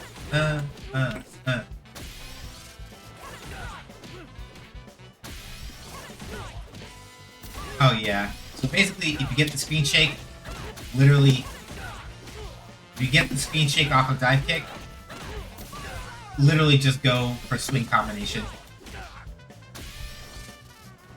Basically, you have to. It's basically essentially like you have to do it with perfect spacing to get that. But that's honestly.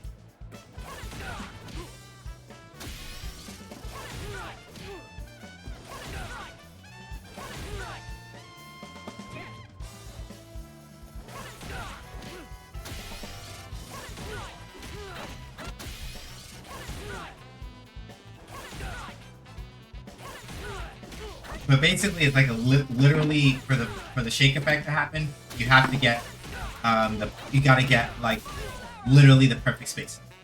And if you're measuring your dive kicks, that if you measure your dive kicks well, that shouldn't be too difficult. The general rule of thumb is that if you want to get perfect dive kick distance, it is usually at the tip of the corresponding button. Like max range for Cammy's like standing heavy kick is like about here, right? So if you're at about here, right? Here, and you do it, you're generally guaranteed to get perfect distance.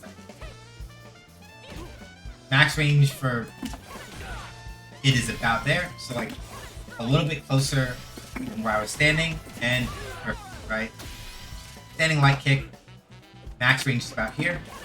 So if you do a dive kick, again, it's roughly that. The measurement is not entirely perfect, but if you do a dive kick at roughly the max distance of the corresponding standing normal, it's like standing light kicks max range is the max range for light dive kick. Standing medium kicks range is about the range for is about the same range for medium dive kick. Standing heavy kicks max range is about the spacing for standing heavy, right?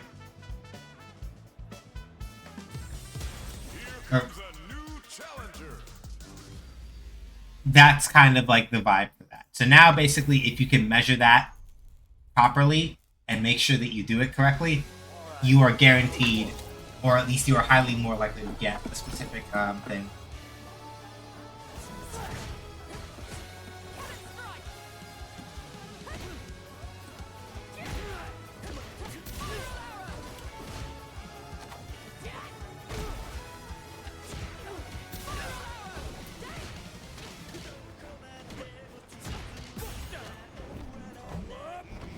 wrong.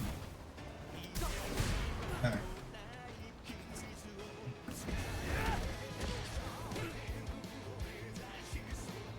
I gotta be careful.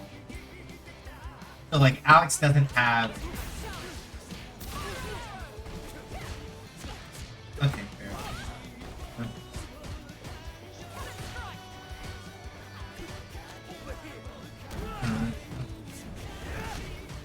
Oh yeah, I forgot. Stampede. Stampede is plus as fuck.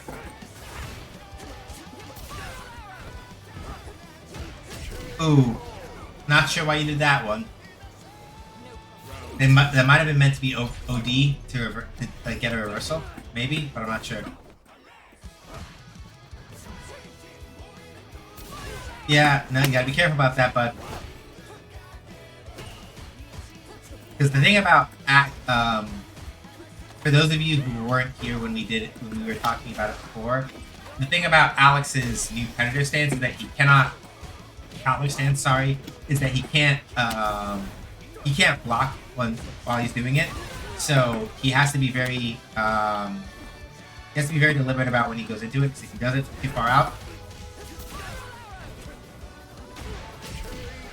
from too far out, especially against Cammy, not a good idea for him because Cammy will, unless he is moving with some other thing that moves him out of the way.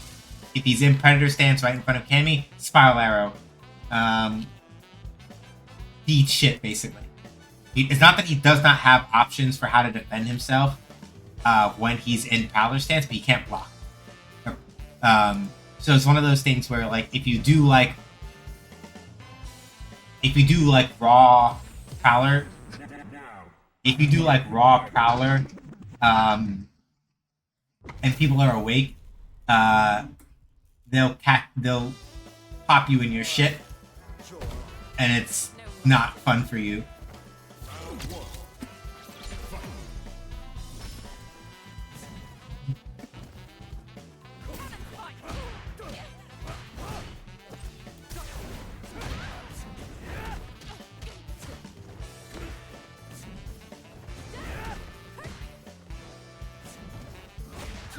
Yeah. So yeah, like Alex still has very scary buttons while he's in Prowler stance, to be clear. Ooh. Oops, I should have done.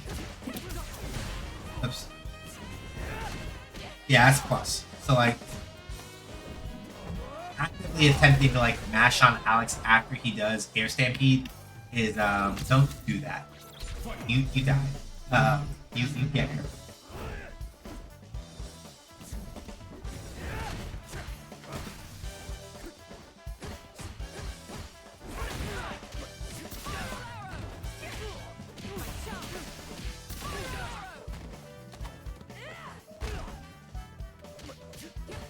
Oh, too slow. Oh.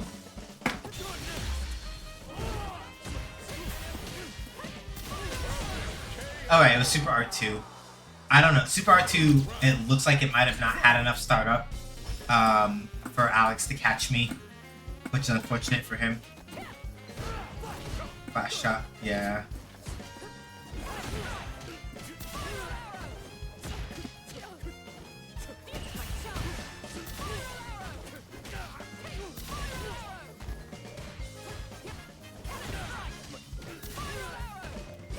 Yeah, that's spear.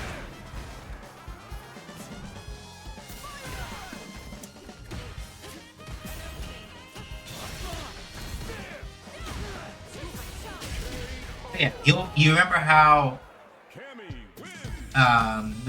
remember what I said earlier about like how like going into raw Prowler is a really bad idea against Cammy because like if Cammy's awake she'll just Spiral Arrow. That's what I mean. You really should not do like raw Prowler again. At least my initial impression is that doing raw Prowler against Cammy when you're in cannon spike range is like a really bad idea. You shouldn't Spiral Arrow range. You shouldn't do it because you can't block.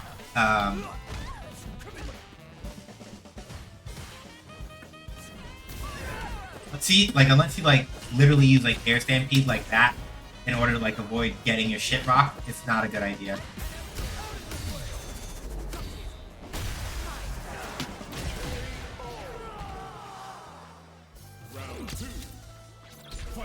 Yeah, I gotta say. Didn't want to delay. Not too slow. Flash chop. Yep, oblique into that. Yeah, like usually, like literally using air stampede is like the only way that you kind of like avoid that.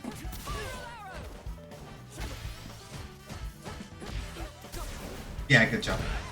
Yep, that. Oh.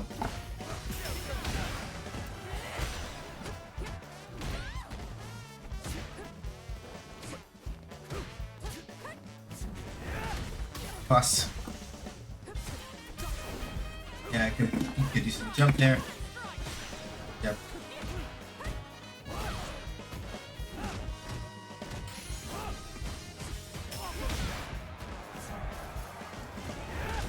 Air stamping again. Ooh. No, I shouldn't have pressed anything. If I hadn't pressed anything, because I wasn't burned out anymore, I would have blocked it without taking chip damage, and literally would have basically like just kind of shat his cornflakes.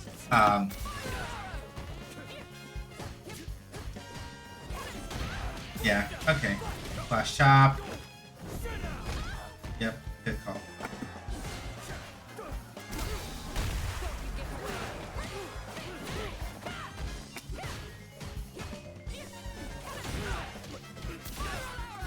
Here?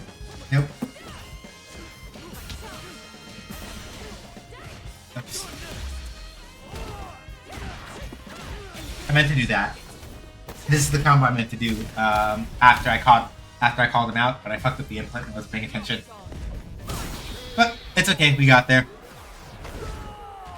So yeah, my general impression is that Alex, yeah, raw power stance against Cammy is generally a really bad idea for Alex unless you are very quick on like unless you are very quick about making sure that you good perfect carry. Unless you're very good about making sure that you are using like air stampede to get yourself out of the way of it. If you think it's coming, it's not a good idea to do that raw.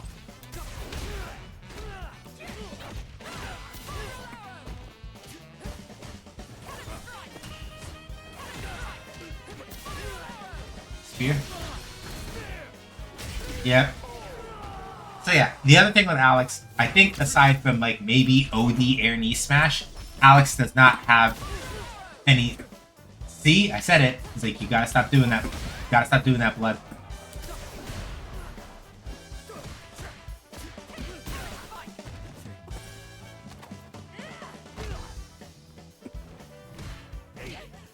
Ooh yeah, good use of the overhead there. Spiral. Ooh, what a reaction with OD air knee smash. Very good. Power bomb. Yeah. If I hadn't done standing medium kick, and if I'd done something cancelable, that would have been bad news bears for him. Yep. Good call. Which means I probably need to stop seeking dive kick so much, maybe. I'm gonna get drive impacted like that a bunch. Yeah, see? Like, literally, if you're gonna be doing raw prowler against Cammy, you gotta be moving much faster in order to avoid getting like fucking found out.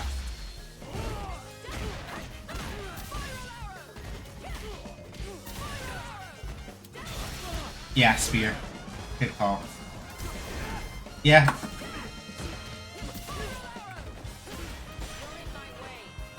Ooh. Tried the perfect parry, but I think either my spacing messed up the opportunity for the perfect parry or the fact that I went for crouching for crouching light kick. One of those two messed up the timing, so I got around it. Good.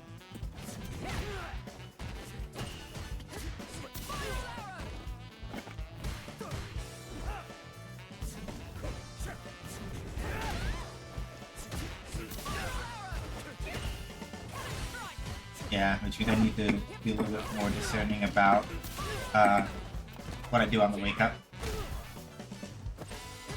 That's coming out a lot, which means that fishing perfect parries, and I can start doing that.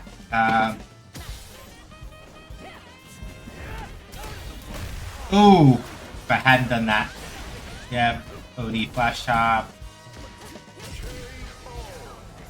Yeah.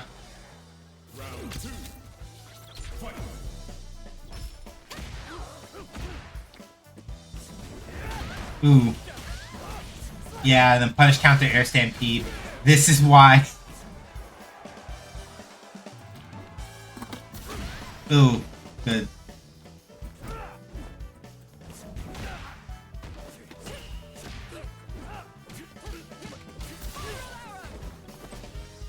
Yeah. I gotta start watching for that more often. Yeah. Good use of the air stampede there. Yeah, like I said, gotta be careful. Oop. You're dead.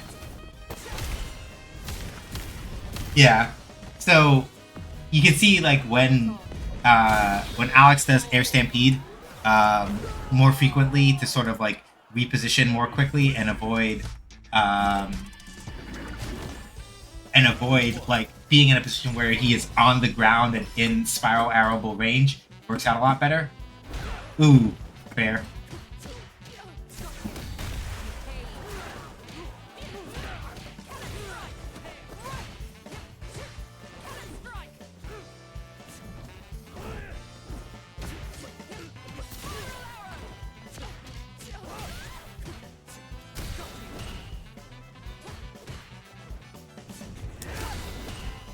Yeah, see, even against, ooh, yeah, like basically air stampede is the way, ooh, oblique. I'm still in the court, and I'm closer to the quarter now, which is not ideal for me. Spiral arrow, get a spear.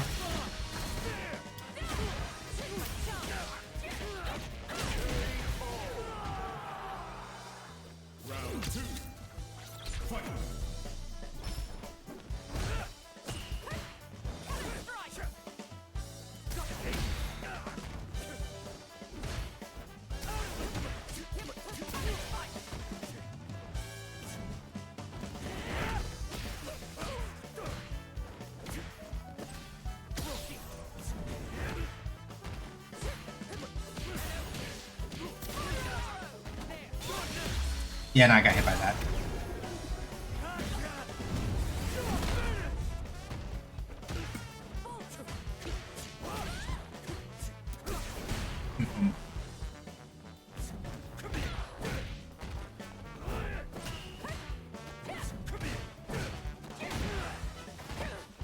Oh yeah, I could have done the spin knuckle right there. Spear?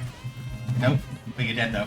So yeah, this is the main thing that Alex is running into, where they're trying to catch me, like they're trying to like catch me doing like meaty crouching heading punch or something like that to try to perfect parry it. And then if I'm awake and I'm paying attention, I can take advantage of that by just grabbing them instead.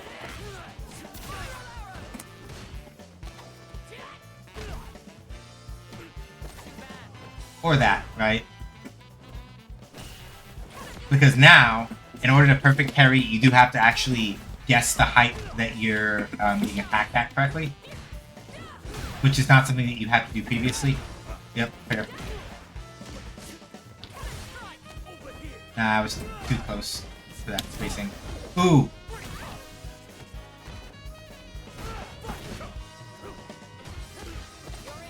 And then he tried to parry again and got fucking clapped for it. Oh yeah, so I forgot. Like, yeah, and that's the thing, right? With Prowler stance, Alex can like do a jumping, like moving grab out of it, which is a good way of him being able to like stop people who try to like drive impact him.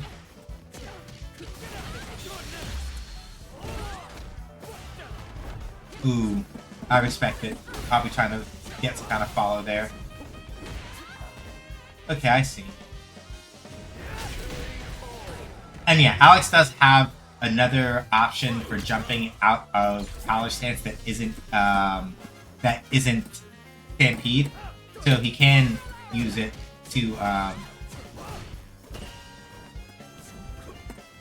so yeah, like that. He can use that to like fake doing a stampede or what have you.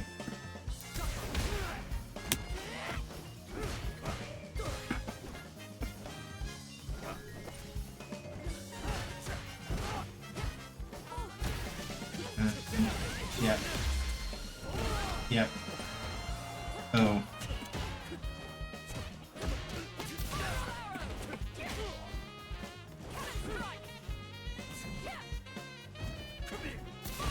Yep, can't block after that, bud. Ooh.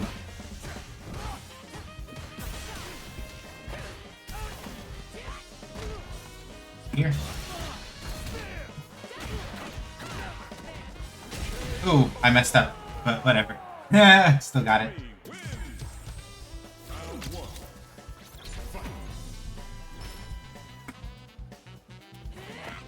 Yep. Ooh.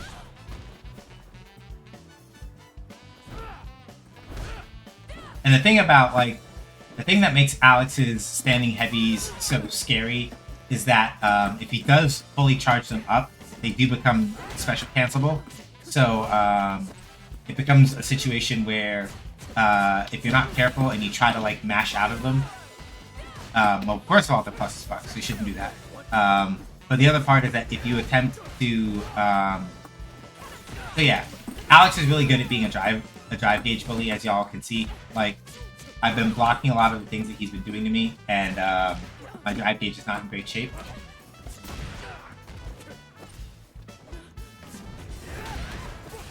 Can't stay, but I want to put my head long enough to say happy anniversary. Thank you. Thank you, Val. Appreciate it. We're probably not going to be on for too much longer anyway. Because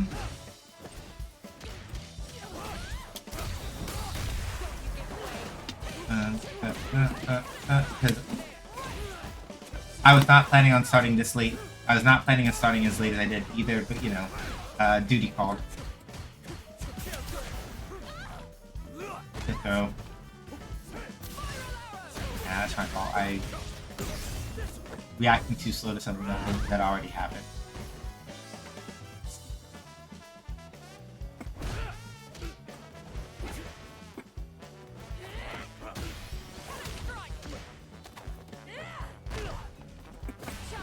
Yeah, no, I'm dead.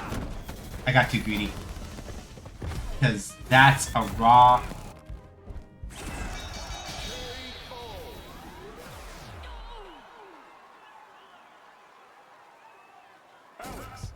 Oh, he has a special win pose when he knocks you out with the Super R3. That's so fucking cold. Alright. Alright, Alex. Okay. Alright, dude. Alright, I get it. You're hard.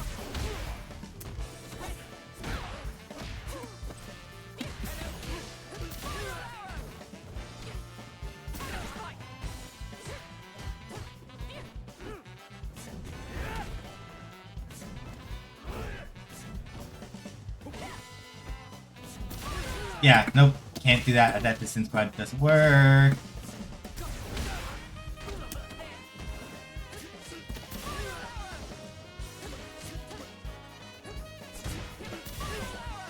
Spear? Yep. Nah. Unfortunately, this Alex is a little bit, not very super predictable with the spears, but just enough that it's like, alright, if you have Super Art 1 and you're in a slightly pushed position, you might try to spear me. It's a lot easier. It's been a lot easier to call that. But thank you for the well wishes. Thank you for the well wishes. Deeply appreciate it. Yeah. Spiral arrow. Spear? Nope. A jump.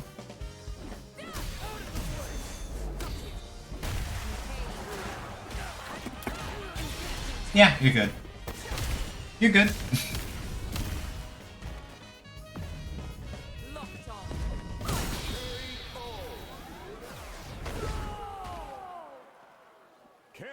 So yeah, like if this Alex is a little bit more careful about when they go into Prowler, I'm gonna have a harder time dealing with it.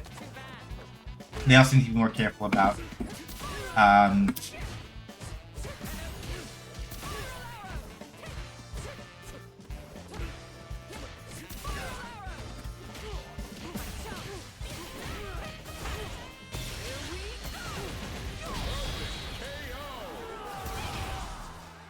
just to make sure, because I wasn't sure if a cannon spike would kill or not.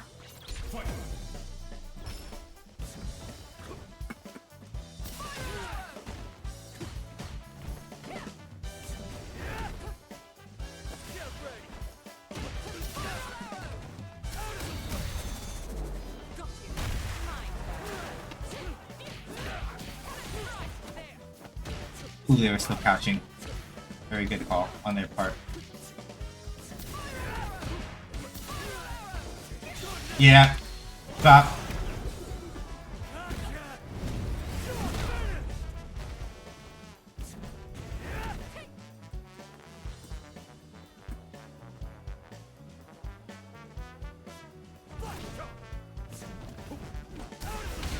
Yeah, ooh.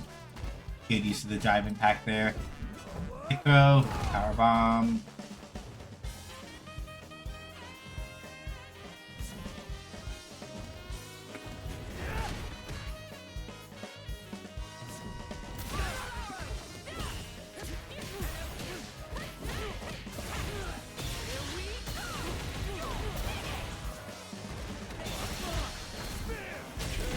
Ooh, unfortunate. I don't know if they quit or I don't know if they quit on me right after that or if we actually disconnected. They might have quit on me. Now that I am done with one of the... Yeah, I think we're probably going to go to like the bottom of the hour. But yes, once again, Flair, thank you for the stream anniversary wishes. It's been really good.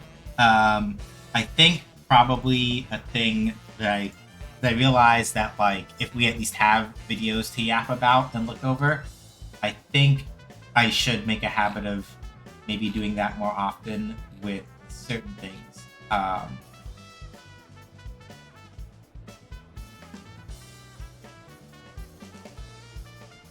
Mostly because, like, it looks like people really enjoy the jam breakdown. People really enjoyed the jam breakdown by the look of it. I do wish probably that, like, I could have started stream a little earlier so that people who didn't have to go to bed could actually see more of it. I need to stop being silly and actually pay attention to what I'm doing and not just, like, do shit to Skyle. I should actually pay attention. I may focus face a little because Guile has traditionally been one of my more difficult matchups to deal with. In most fighting games where he's around, but especially in this one.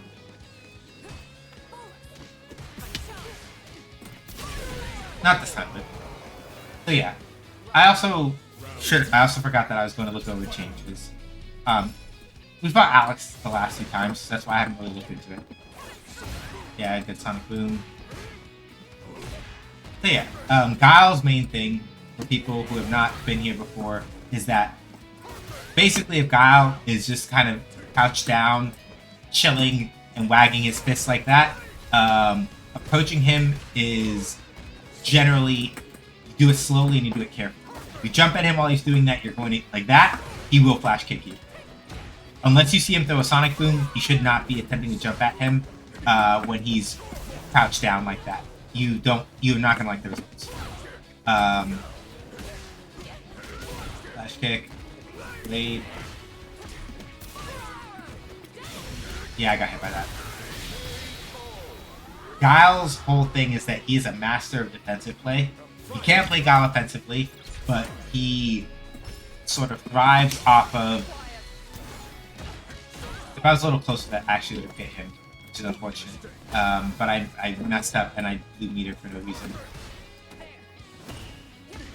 That's still a plus, unless... Like, yeah, okay, so it looks like...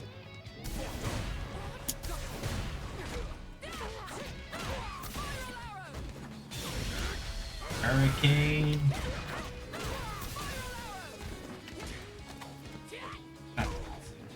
See? No. He will there, though. Ready?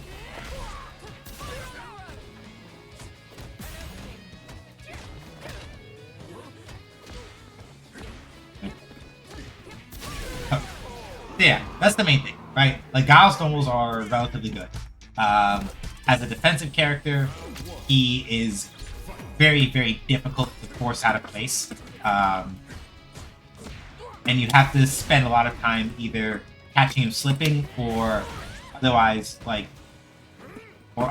forcing him into a position where he can't get away with sitting as defensively as he would like. This guy likes to try to fish for perfect parries a lot, which I should be taking more advantage of. Yeah,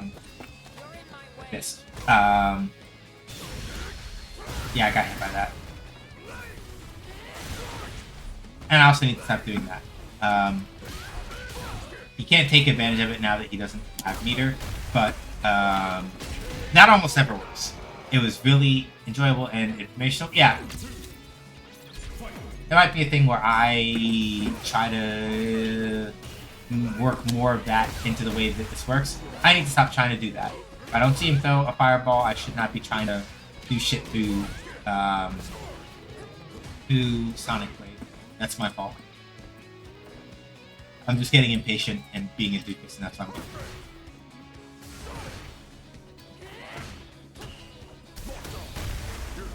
I got the jab, but I didn't do the input for the other thing correctly. Yeah, that's fine. I'll do that. So yeah, like with Guile in particular, so the things that I'm getting fucked up about is that like I get impatient whenever Guile throws out the Sonic Blade, and I keep trying to think that I can.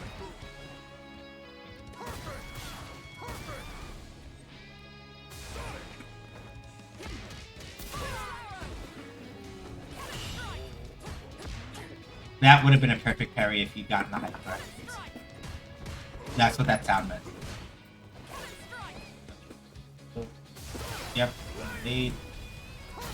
Yep. Flash kick. Yep.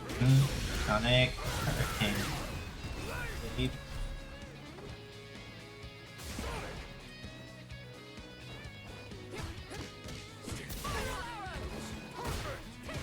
Yeah, basically the way that this works is that if I want to make this work out, the main reason why I've been trying to jump over the Sonic Booms more frequently rather than like perfect parrying them is that while a boom is on screen, Guile cannot throw another one. So if I parry it or perfect parry it, then what that winds up doing is that it commits me to something and gets it off the screen earlier, which allows him more time to do certain other things. I have to be careful about how I jump still.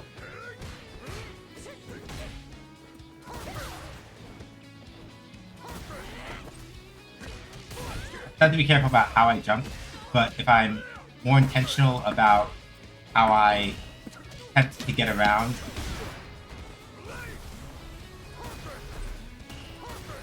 Yeah, see how he's able to like throw the boom right afterward? That's the hard part, right?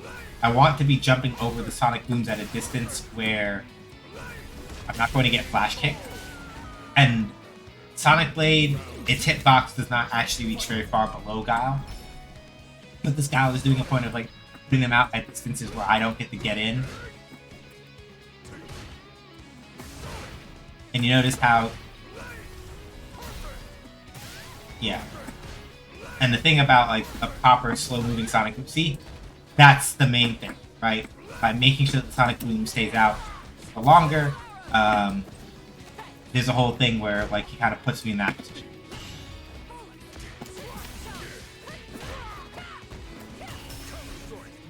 Ooh, if I punish that correctly.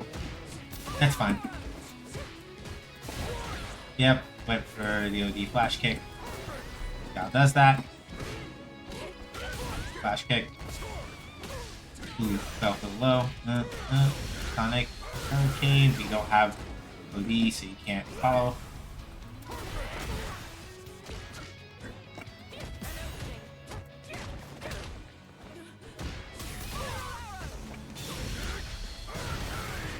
Nope. There we go. So yeah. If I'm careful, and I kind of like negotiate.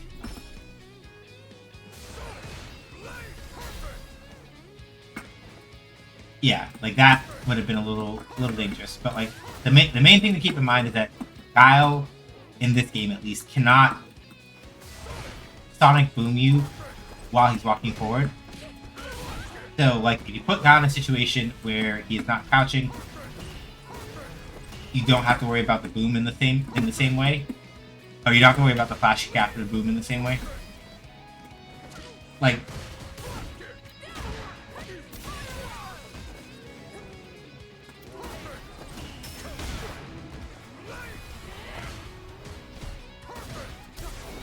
no.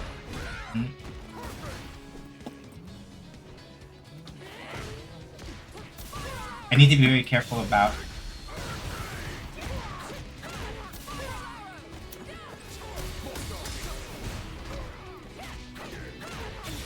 please let this kill. I'd be very, very happy if this killed.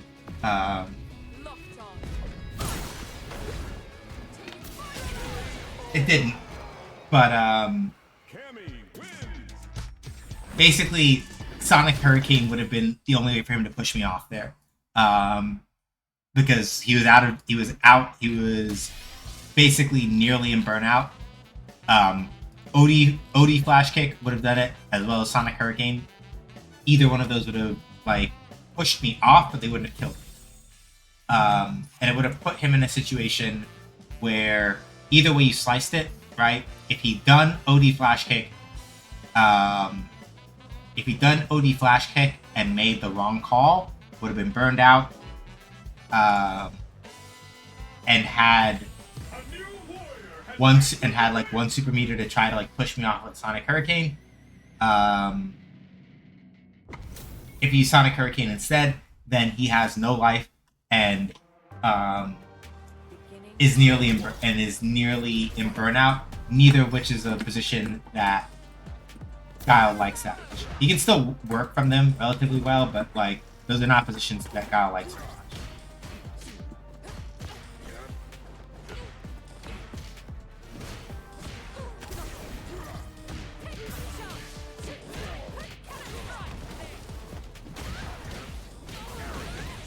Launched and then plant mine.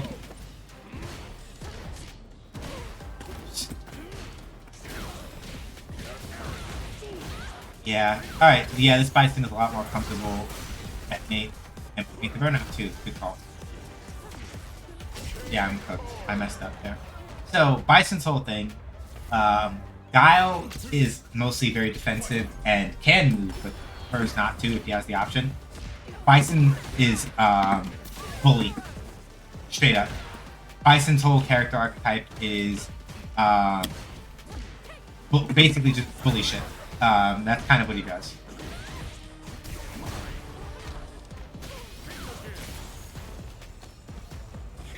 And while his mobility... Bison's mobility is not great on the ground, but it's not terrible. If he has enough meter for Drive Rush, if he's in range to do like a nice dash, right? Scissor kicks.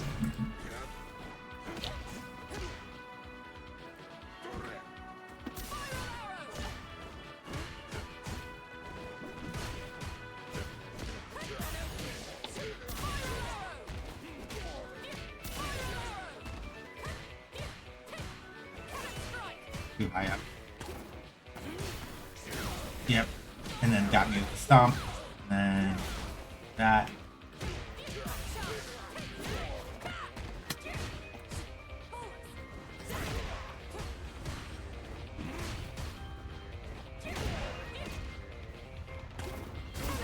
Ah, damn it. And that's the other part about Bison that makes him a little bit hard to anti-air.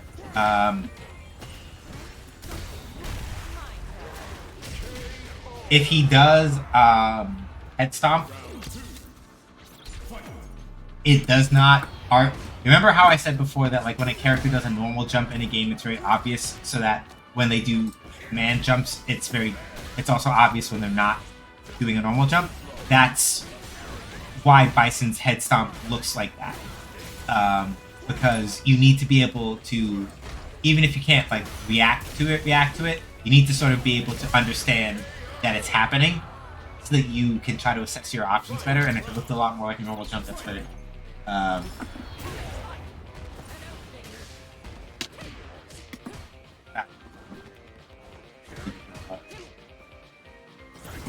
Like pressure. If I could.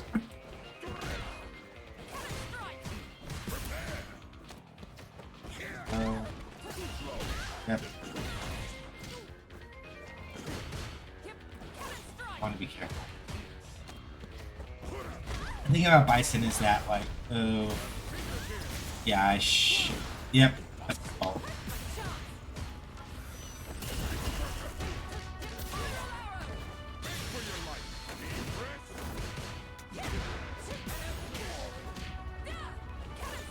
Step.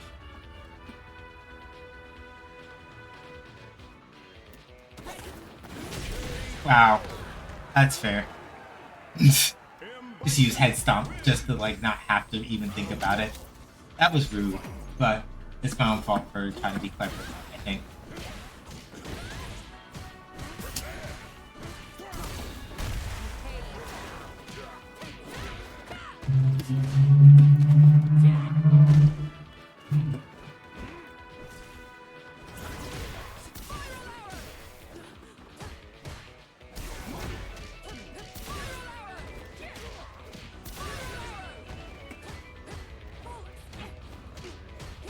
Nope, too slow.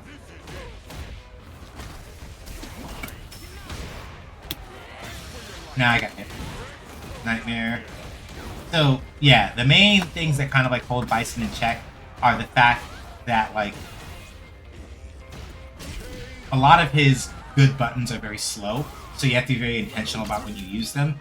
And defensively, Bison doesn't have shit is the simplest way to put it. If he has meter, you do have knee press nightmare like y'all saw a second ago. He has knee press nightmare if he has meter in order to like act as a reversal, but like without super meter, he basically has shit for punishes, and that are invincible. Like he has moves he can obviously use to punish you if you're careless. That's an over.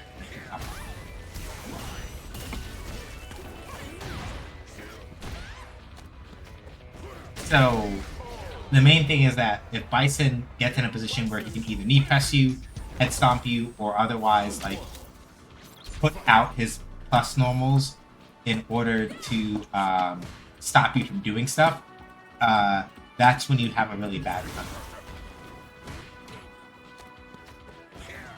And so, and again, like with the way that like his drive rush works in particular. His drive rush combined with a lot of his normals gives him helps compensate for his walk speed not necessarily being super high. He doesn't really need it to be. It does mean that like he has to be a little bit more again.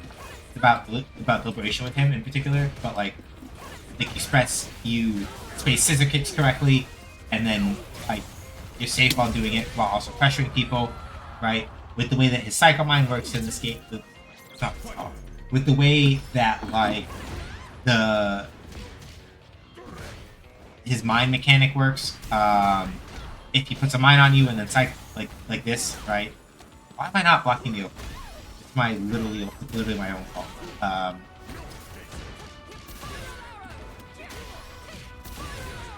Knee press? Nope. I should be. Yeah. So yeah, basically the main thing is that like Bison's whole thing is that for him, it's all about bullying. It is all about bullying.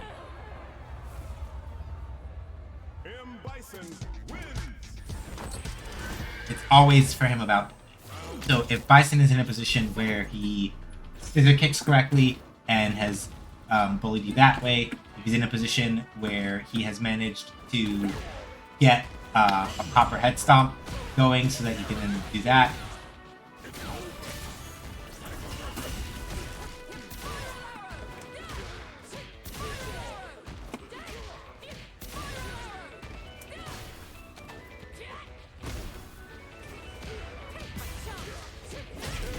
But on the other hand, right, and that's the thing I maybe have to sit on a little bit more. This Bison has generally been rather whatever about knee press as a reversal, so I should maybe be a little bit more confident about like actually attempting to like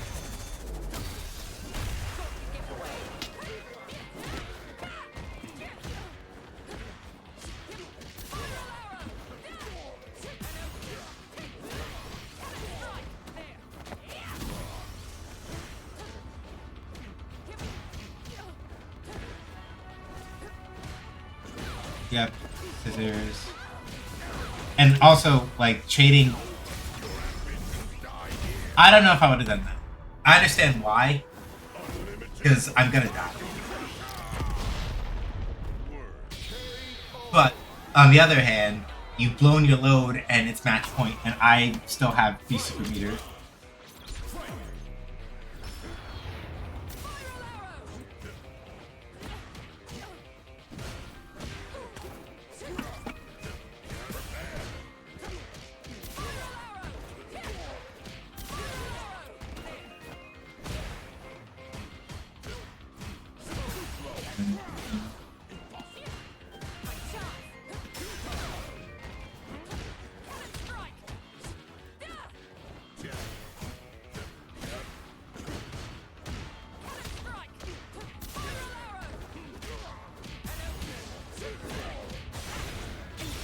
And now you died for that. This is why I was like, I don't know if that was a good idea. Because now, especially because like this Bison is so stingy about using knee press as a reversal. Like they're really stingy about using knee press as a reversal. So it's like, if you felt like you had a better command of what was going on, I would not blame you for blowing SA3. I mean, I can't really rightly say that considering I went like 1 and 4, but like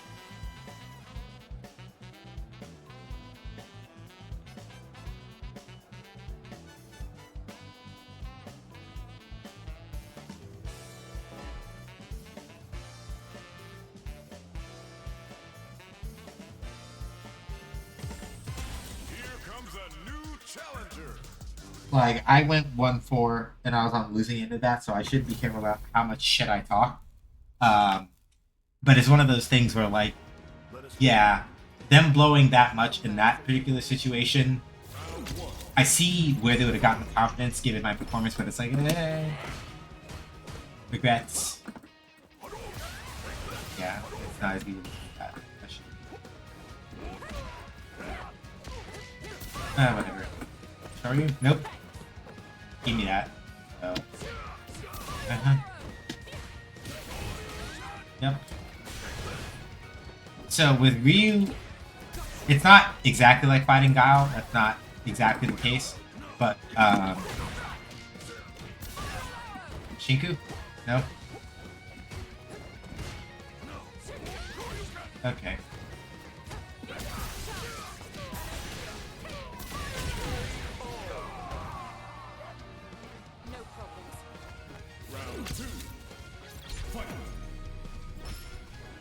So there are aspects that are similar in that, like,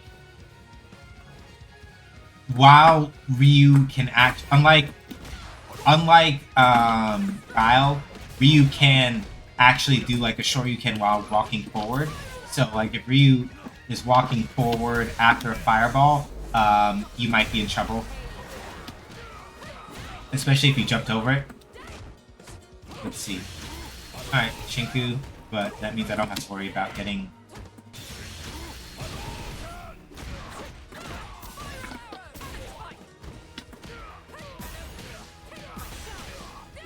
I know, I forgot the combo again! Alright, and now I'm burned out. Ryu is not. Nope. But that's the other thing about the meta in this game with certain people. When you are burned out near the corner, depending on the player, they may really think that if they pop you with the DI out of nowhere, they've got you. Which is why if you're burned out in the corner in this game, like the first level strategy is fuck it, I'm gonna jump. Mostly because what happens is that if you jump,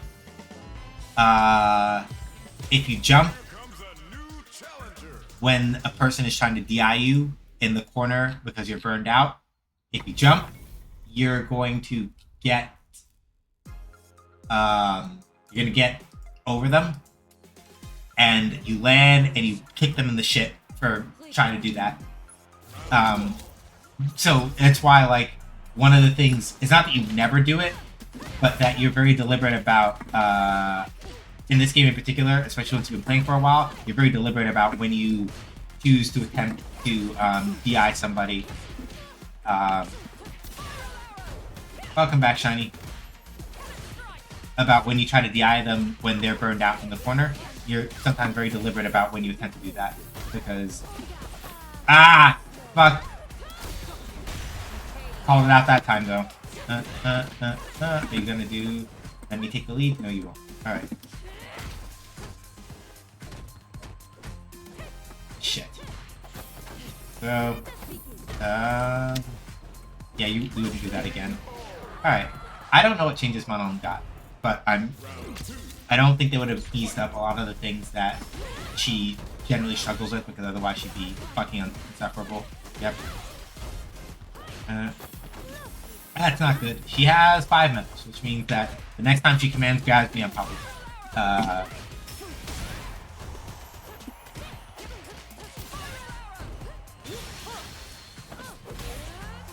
Oh, god damn it, really? This guy I didn't forward jump.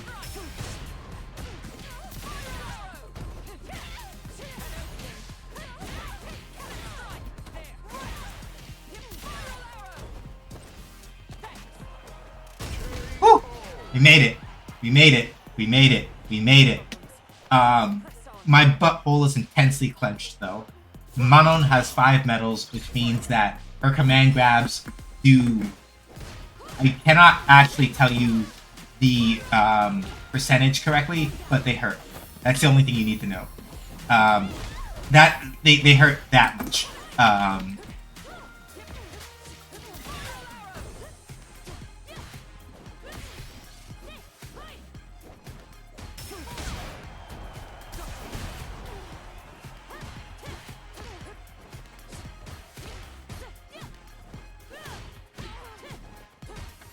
I'd very much like to be in a position where I am not getting command grabbed by Manon, is basically what I'm saying here. Nah, I got hit by that again. Ah, fuck me. Right.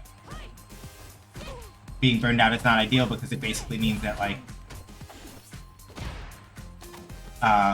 the pressure is fucking free, basically. Alright. Whew! Fuck! Thank you for the stream anniversary wishes. Anyway, yeah. Manon with 5 medals is basically, it's not unwinnable, but that is the point at which you basically are fighting for your life to not get grabbed.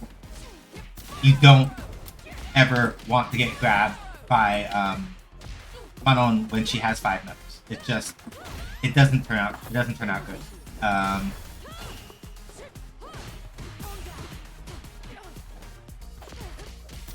the main thing that is kind of a saving grace when you fight against her is that the main trade-off for Manon in particular is that, essentially speaking, she has to generate pressure either with very specific moves at very specific distances, or she has to spend drive gauge for it. That's basically the main thing. So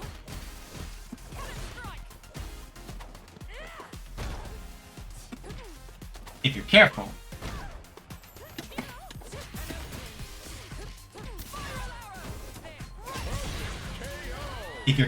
what this allows you to do against Manon is that if she cannot put you in a position where she is allowed to enforce pressure with like drive rush normals or other such things, you avoid a lot of the strike throw mix. If you get fucked up and get pulled into a strike throw mix, on the other hand, though, you eat shit. More so if Manon explicitly has a lot of medals. Basically, if Manon has one medal, getting hit by hip grab or command grab is not the worst thing in the world.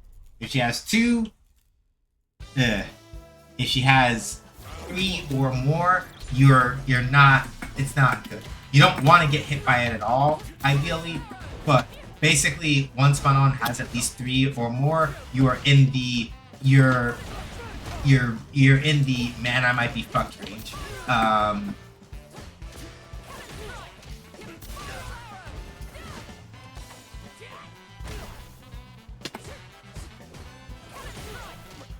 Alright, Alex, meter, spear?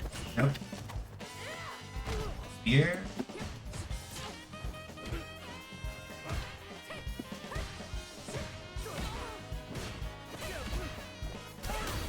Oh, no.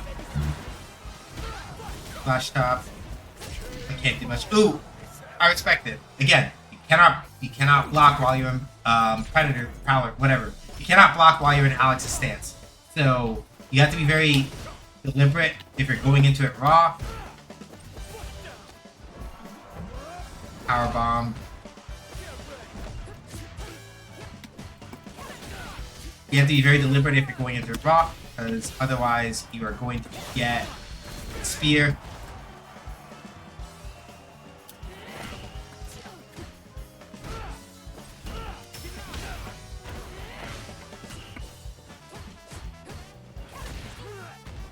Alright.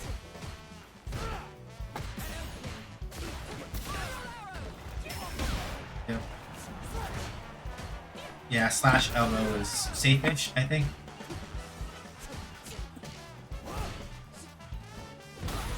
Yep.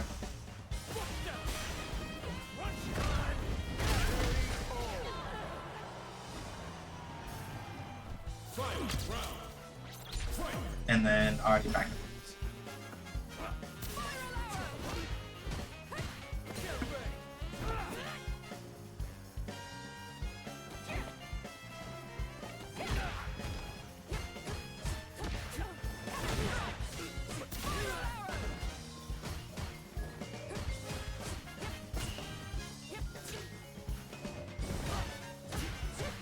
Ah, fucked it up.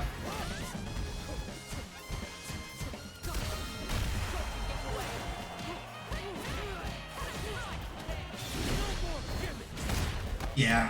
Alright. Not the worst call. I'm at a giant disadvantage now.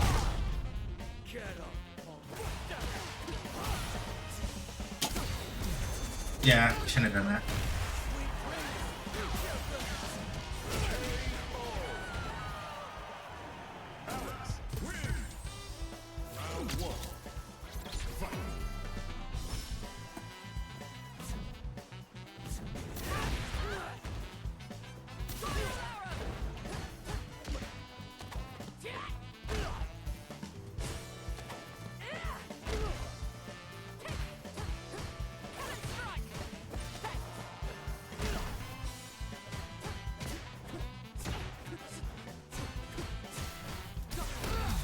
Yeah, and that's why, yeah, like, if Alex charges up a standing heavy punch or a crouching heavy punch, you don't want to try to drive impact it. It's not a good idea.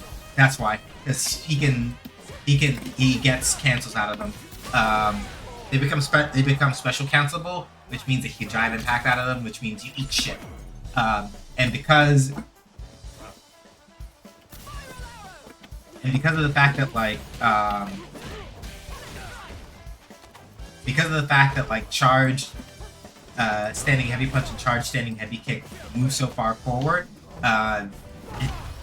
it's not fun. If he doesn't charge them, it's different. Like if he doesn't charge them, he just does them raw. Like, yeah, absolutely fucking count on it. I messed up. I didn't do OD. And oblique.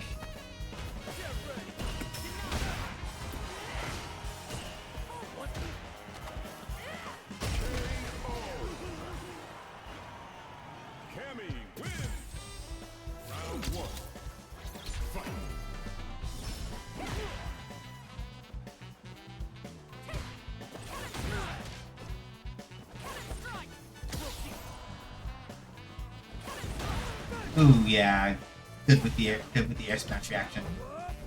So like air knee smash with Alex is a DP motion plus kick. So Alex can do it while walking forward. So if he's walking forward and he sees you jump and he's on the ball, you have a bad time. Again, if he has enough time to charge standing heavy punch, don't fucking drive impact it. Like, that's why you don't want to, because literally he will just fucking DI you back. And then you eat shit. It's not great.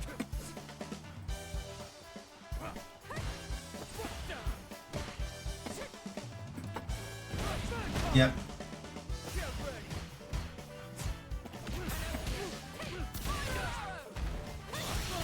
Fear.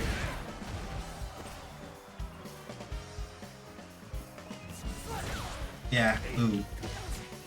Good use of the slash elbow. Yep. Power bomb.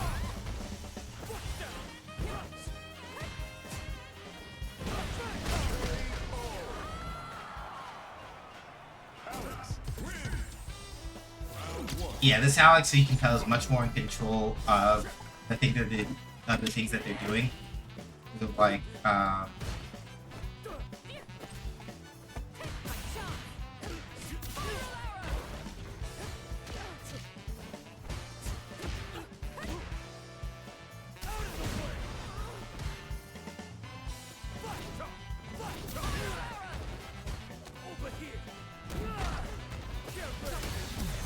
ooh.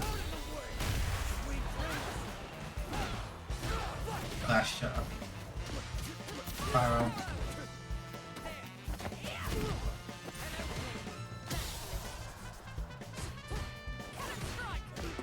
Spiral. Air knee smash.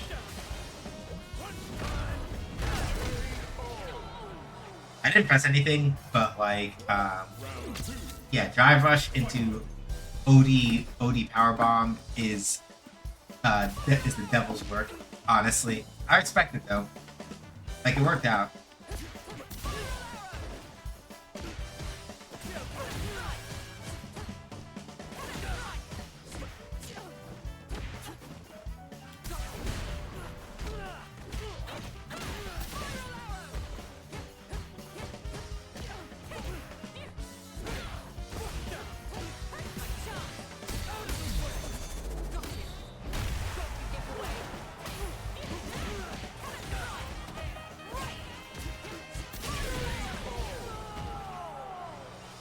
Yeah, if I'd done Necro out of Hooligan there, that would have been a guaranteed kill.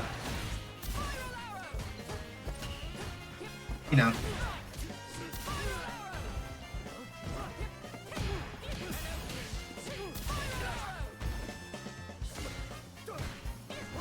Ooh.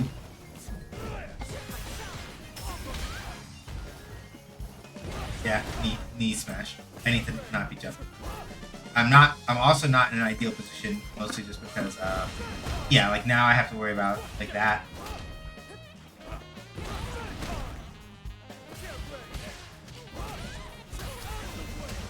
Yeah.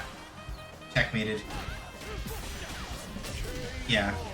It's like that, and this person understands, and that's why they were being very careful, because what happened was that I started getting antsy about getting drive impacted potentially, so they stopped. So, like, they just fucking kept catching the air knee smash and I was trying to jump out.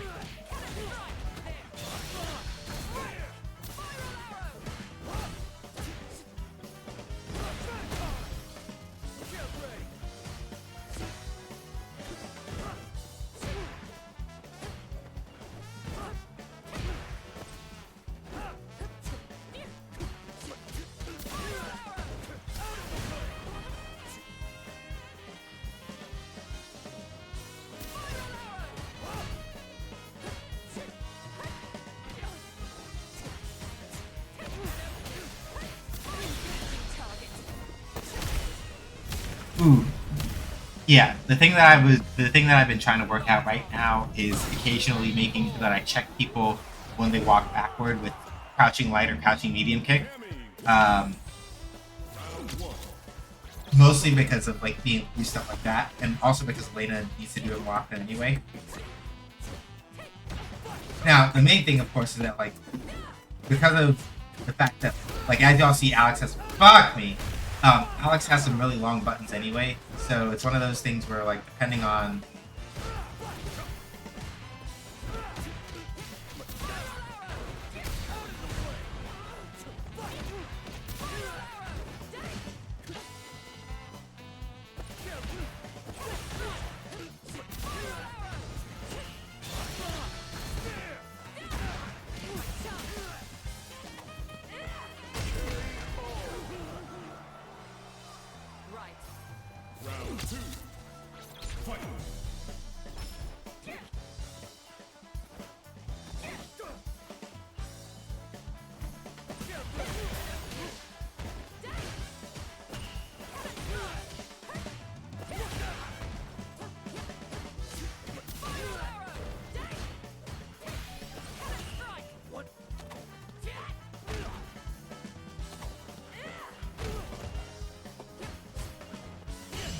ooh, yeah, it's not good. I put myself in the corner.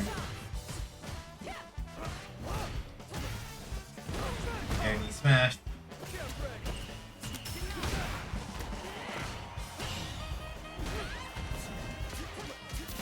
Yeah, you can't do that close, bud.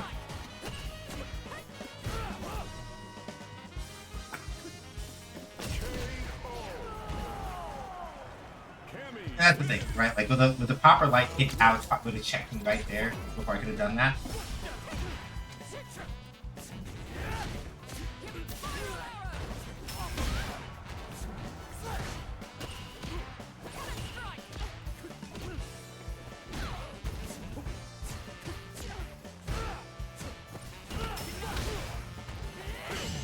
Ooh, good.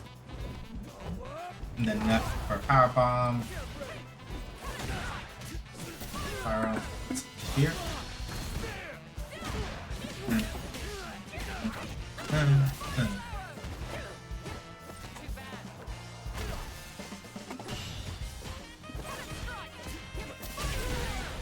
Ooh, he tried it and I expected.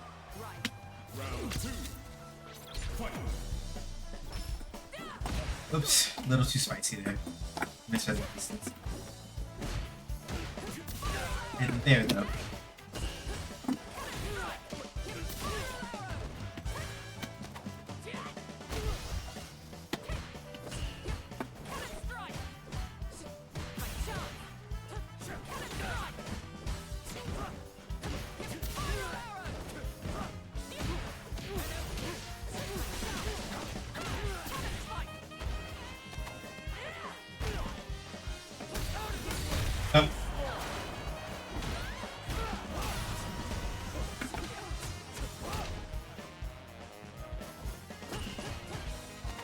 Got you though. So that's the thing, right? If you're burned out and you have a significant life advantage, you might as well don't move recklessly, but move. You can afford to move. If you're burned out and you have a life lead, and the other person has not cornered you or caught you in like a burnout loop situation, you can afford to move a little reckless. A little, not excessively, a little.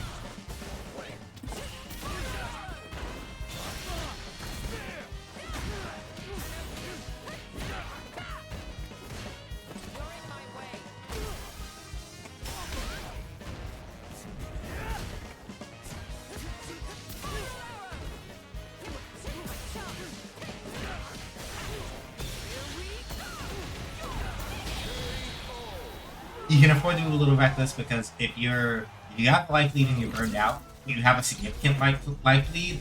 Unless you super fuck up, you're kind of still at a little bit of. You still have more resources than that. Good. Pyro. Here. Nope.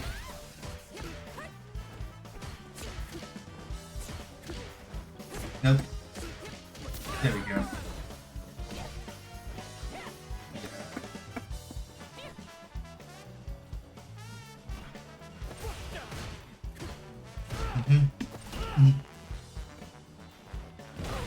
Yep. Get air knee smash. Yep. Bomb.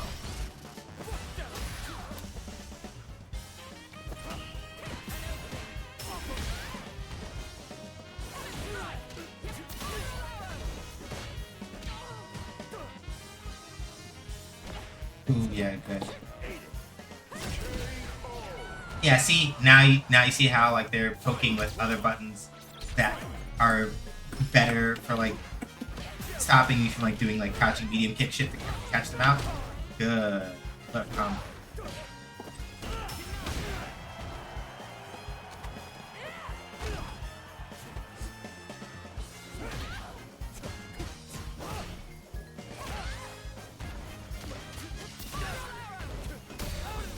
ooh.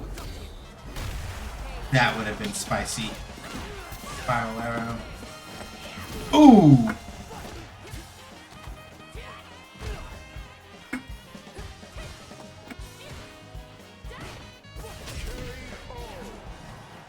And you see, what I did there was very deliberately alright, let me just kind of like, they're in the corner, I don't need to push, I don't need to try to DI. If I just kind of like make sure that I put my buttons in, my normals in the right spot, kind of like keep them a little scared of trying to like actively work their way out, and that's enough, right?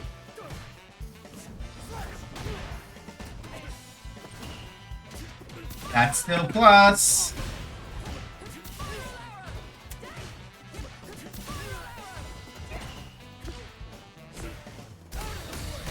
I know, I didn't stand up in time. But they also missed that. Yep.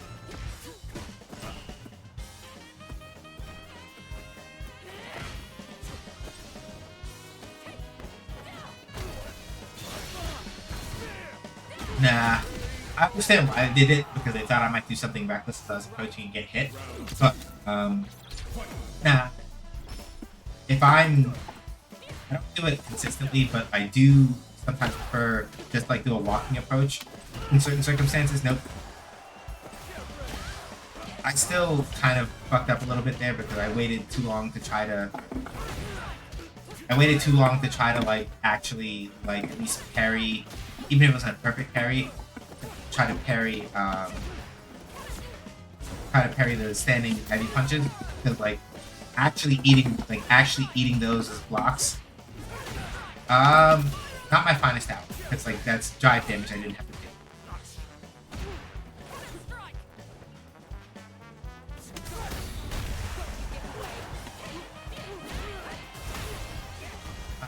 Dropped it. Dead? Yeah.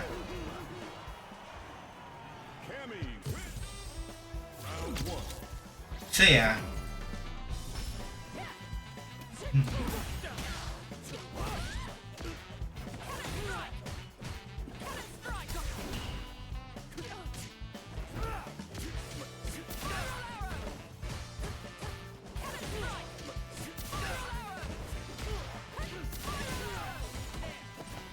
Oh, I missed it. Well, that would have been an extremely powerful punish. If I had missed the spear, nope. Went for the charge up.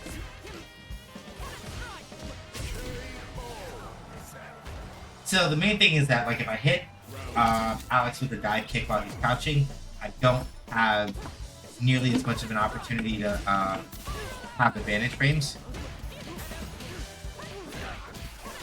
But it isn't an overhand, so.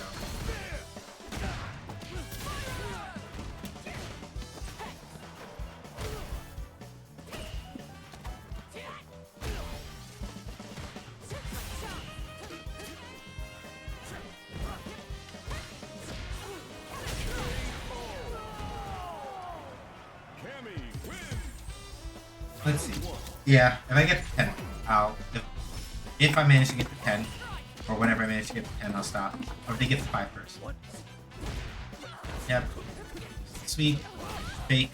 There. Yep. Yeah, I held the guy parry too long. Yep. Earl.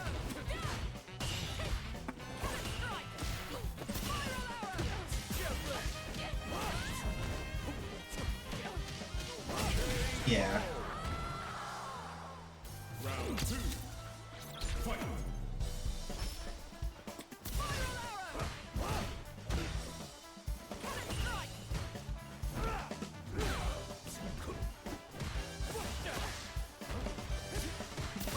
Nope.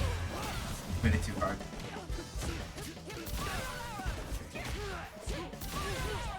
Spear? Nope.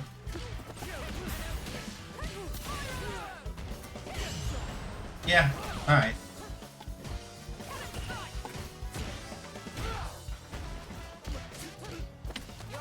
This means I need to start. I decided to threatening with the throw a little bit more often. Wow. Yep. And I eat shit now for that. So yeah, basically the answer to like Alex doing charged heavy punch, ideally, you want to either drive reversal it, or if you can perfect carry it, that's probably even better. But that requires really being on the ball, right?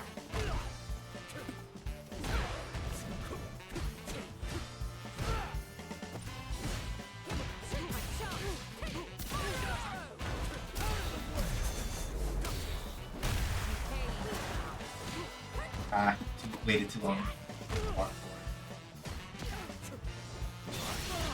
Spear. Alright.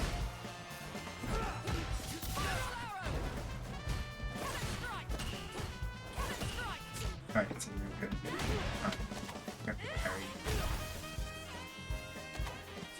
Yeah, I gotta set those more. Because they're probably gonna be trying to like perfect parry stuff that I do after dive kicks, so I need to. I gotta set throws a little bit more. And they're gonna be trying to like more carefully space themselves after.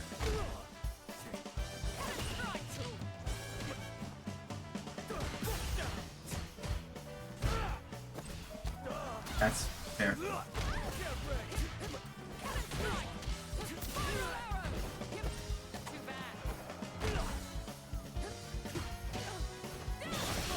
Fear. Yeah, because I pressed the button.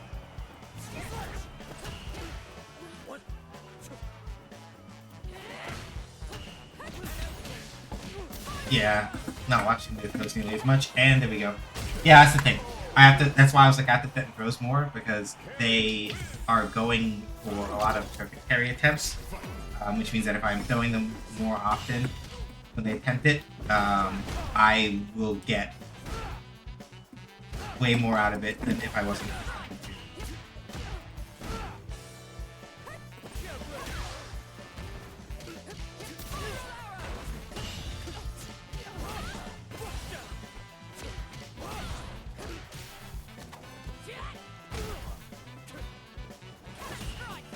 Yeah, see?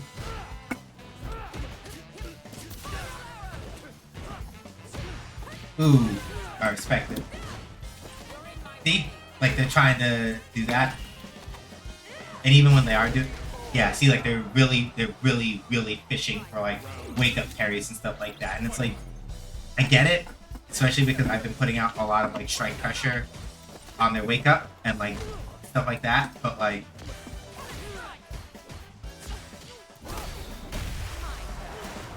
they're putting themselves in a position now where they're leaving themselves way too open for getting grabbed.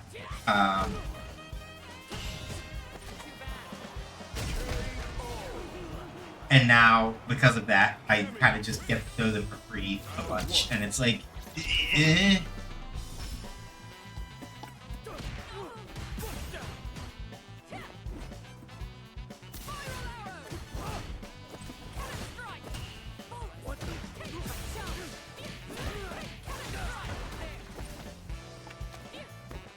Yeah, see, like, they keep doing it.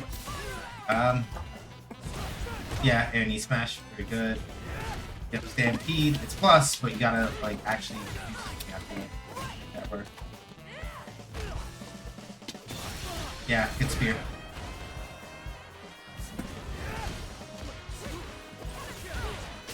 Yeah, see? That's the main problem. Like, with Stampede, I don't know what they pressed after Stampede, but it was not the thing that would stuff me out for trying. Either that, or just by virtue of the fact that, like, the spacing was off, maybe, for them. It didn't work out the way they would have liked to. Ooh, okay. There's the perfect parry. Power bomb. Yeah. That's my fault. Alright. Yeah, see, they're flashing that a little too often again. And I'm not capitalizing. Yep. Alright. I see. Yeah, they're gonna keep trying to fish for perfect. Which means I said it before and I stopped doing it and I have to start redoing it.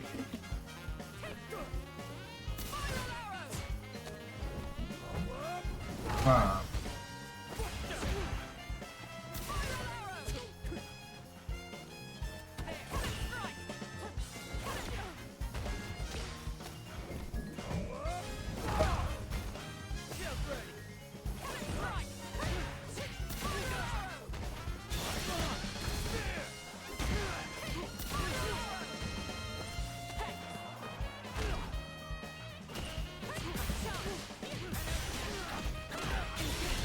Now you're good. See? And that's the thing that got them fucked up, right? Like I said, they were fishing for parries way too much. And the problem with that, very specifically, is that once I caught that they were like fishing for parries a bunch, it's like, okay, so the thing I have to do now is just bait you into wanting to do it. And then I just throw you, and I keep throwing you, and I keep throwing you more than I have been, and you will kind of like put yourself in a situation where I pull ahead anyway, because you can't stop trying to perfect parry me. So all I really have to do is just like fucking throw you, and bait you into trying to perfect parry more.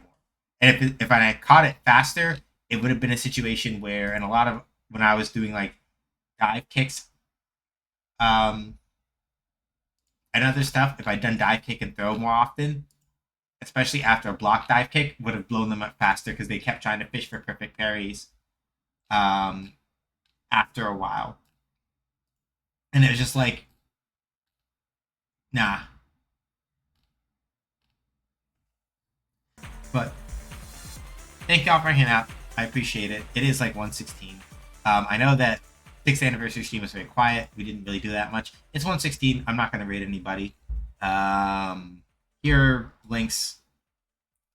Here's stuff about the worker-owned co-op that I found, that I helped co-found for like game dev studio stuff. Here's the Discord if you want to come hang out. We're watching anime tomorrow. Sunday, 6 p.m. Eastern Time, we're playing Street Fighter 6.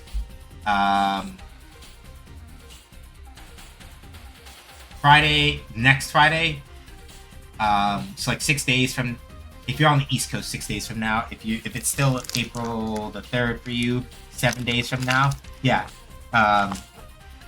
TLDR on Friday, April 10th, Guilty Gear Strive makes its grand return to the channel. It's gonna be Jam Day. Jam Day is technically the day before, but like, you know, whatever. We're gonna be playing Jam. It's gonna be really fun. You should come by. I'll actually get to like sit down and like look over her moves and sort of talk about them. Maybe I'll try to do some labbing. I'm not usually a lab monster in the sense that like figuring things out. I don't normally have it like that. I'm not the lab monster mostly. But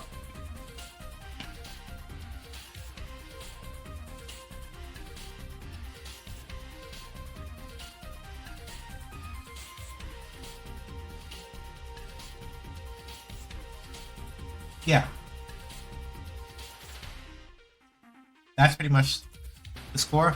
Appreciate y'all hanging out. I'll see y'all when I see y'all. Stay safe, wash your hands, wear masks, if you go outside, be excellent to each other. Not the bigots, racist, terrorists, sexist, anti-queer folks, or fascists. Remember, Black Lives Matter, trans rights are human rights, reproductive rights are human rights. Palestine, Sudan, the Congo, New Caledonia, and Haiti must all be free. None of us are free till we're all free. Take care of each other, look after each other, all of those things. Thank y'all for hanging out. I really do appreciate that y'all chose to spend this time with me. I appreciate that y'all chose my stream for whether it's been 1 year you've been here, 2 years, 4 years, or even all 6 for a very select group of you. Thank you. Thank you sincerely. Thank you for all of that. I deeply appreciate it.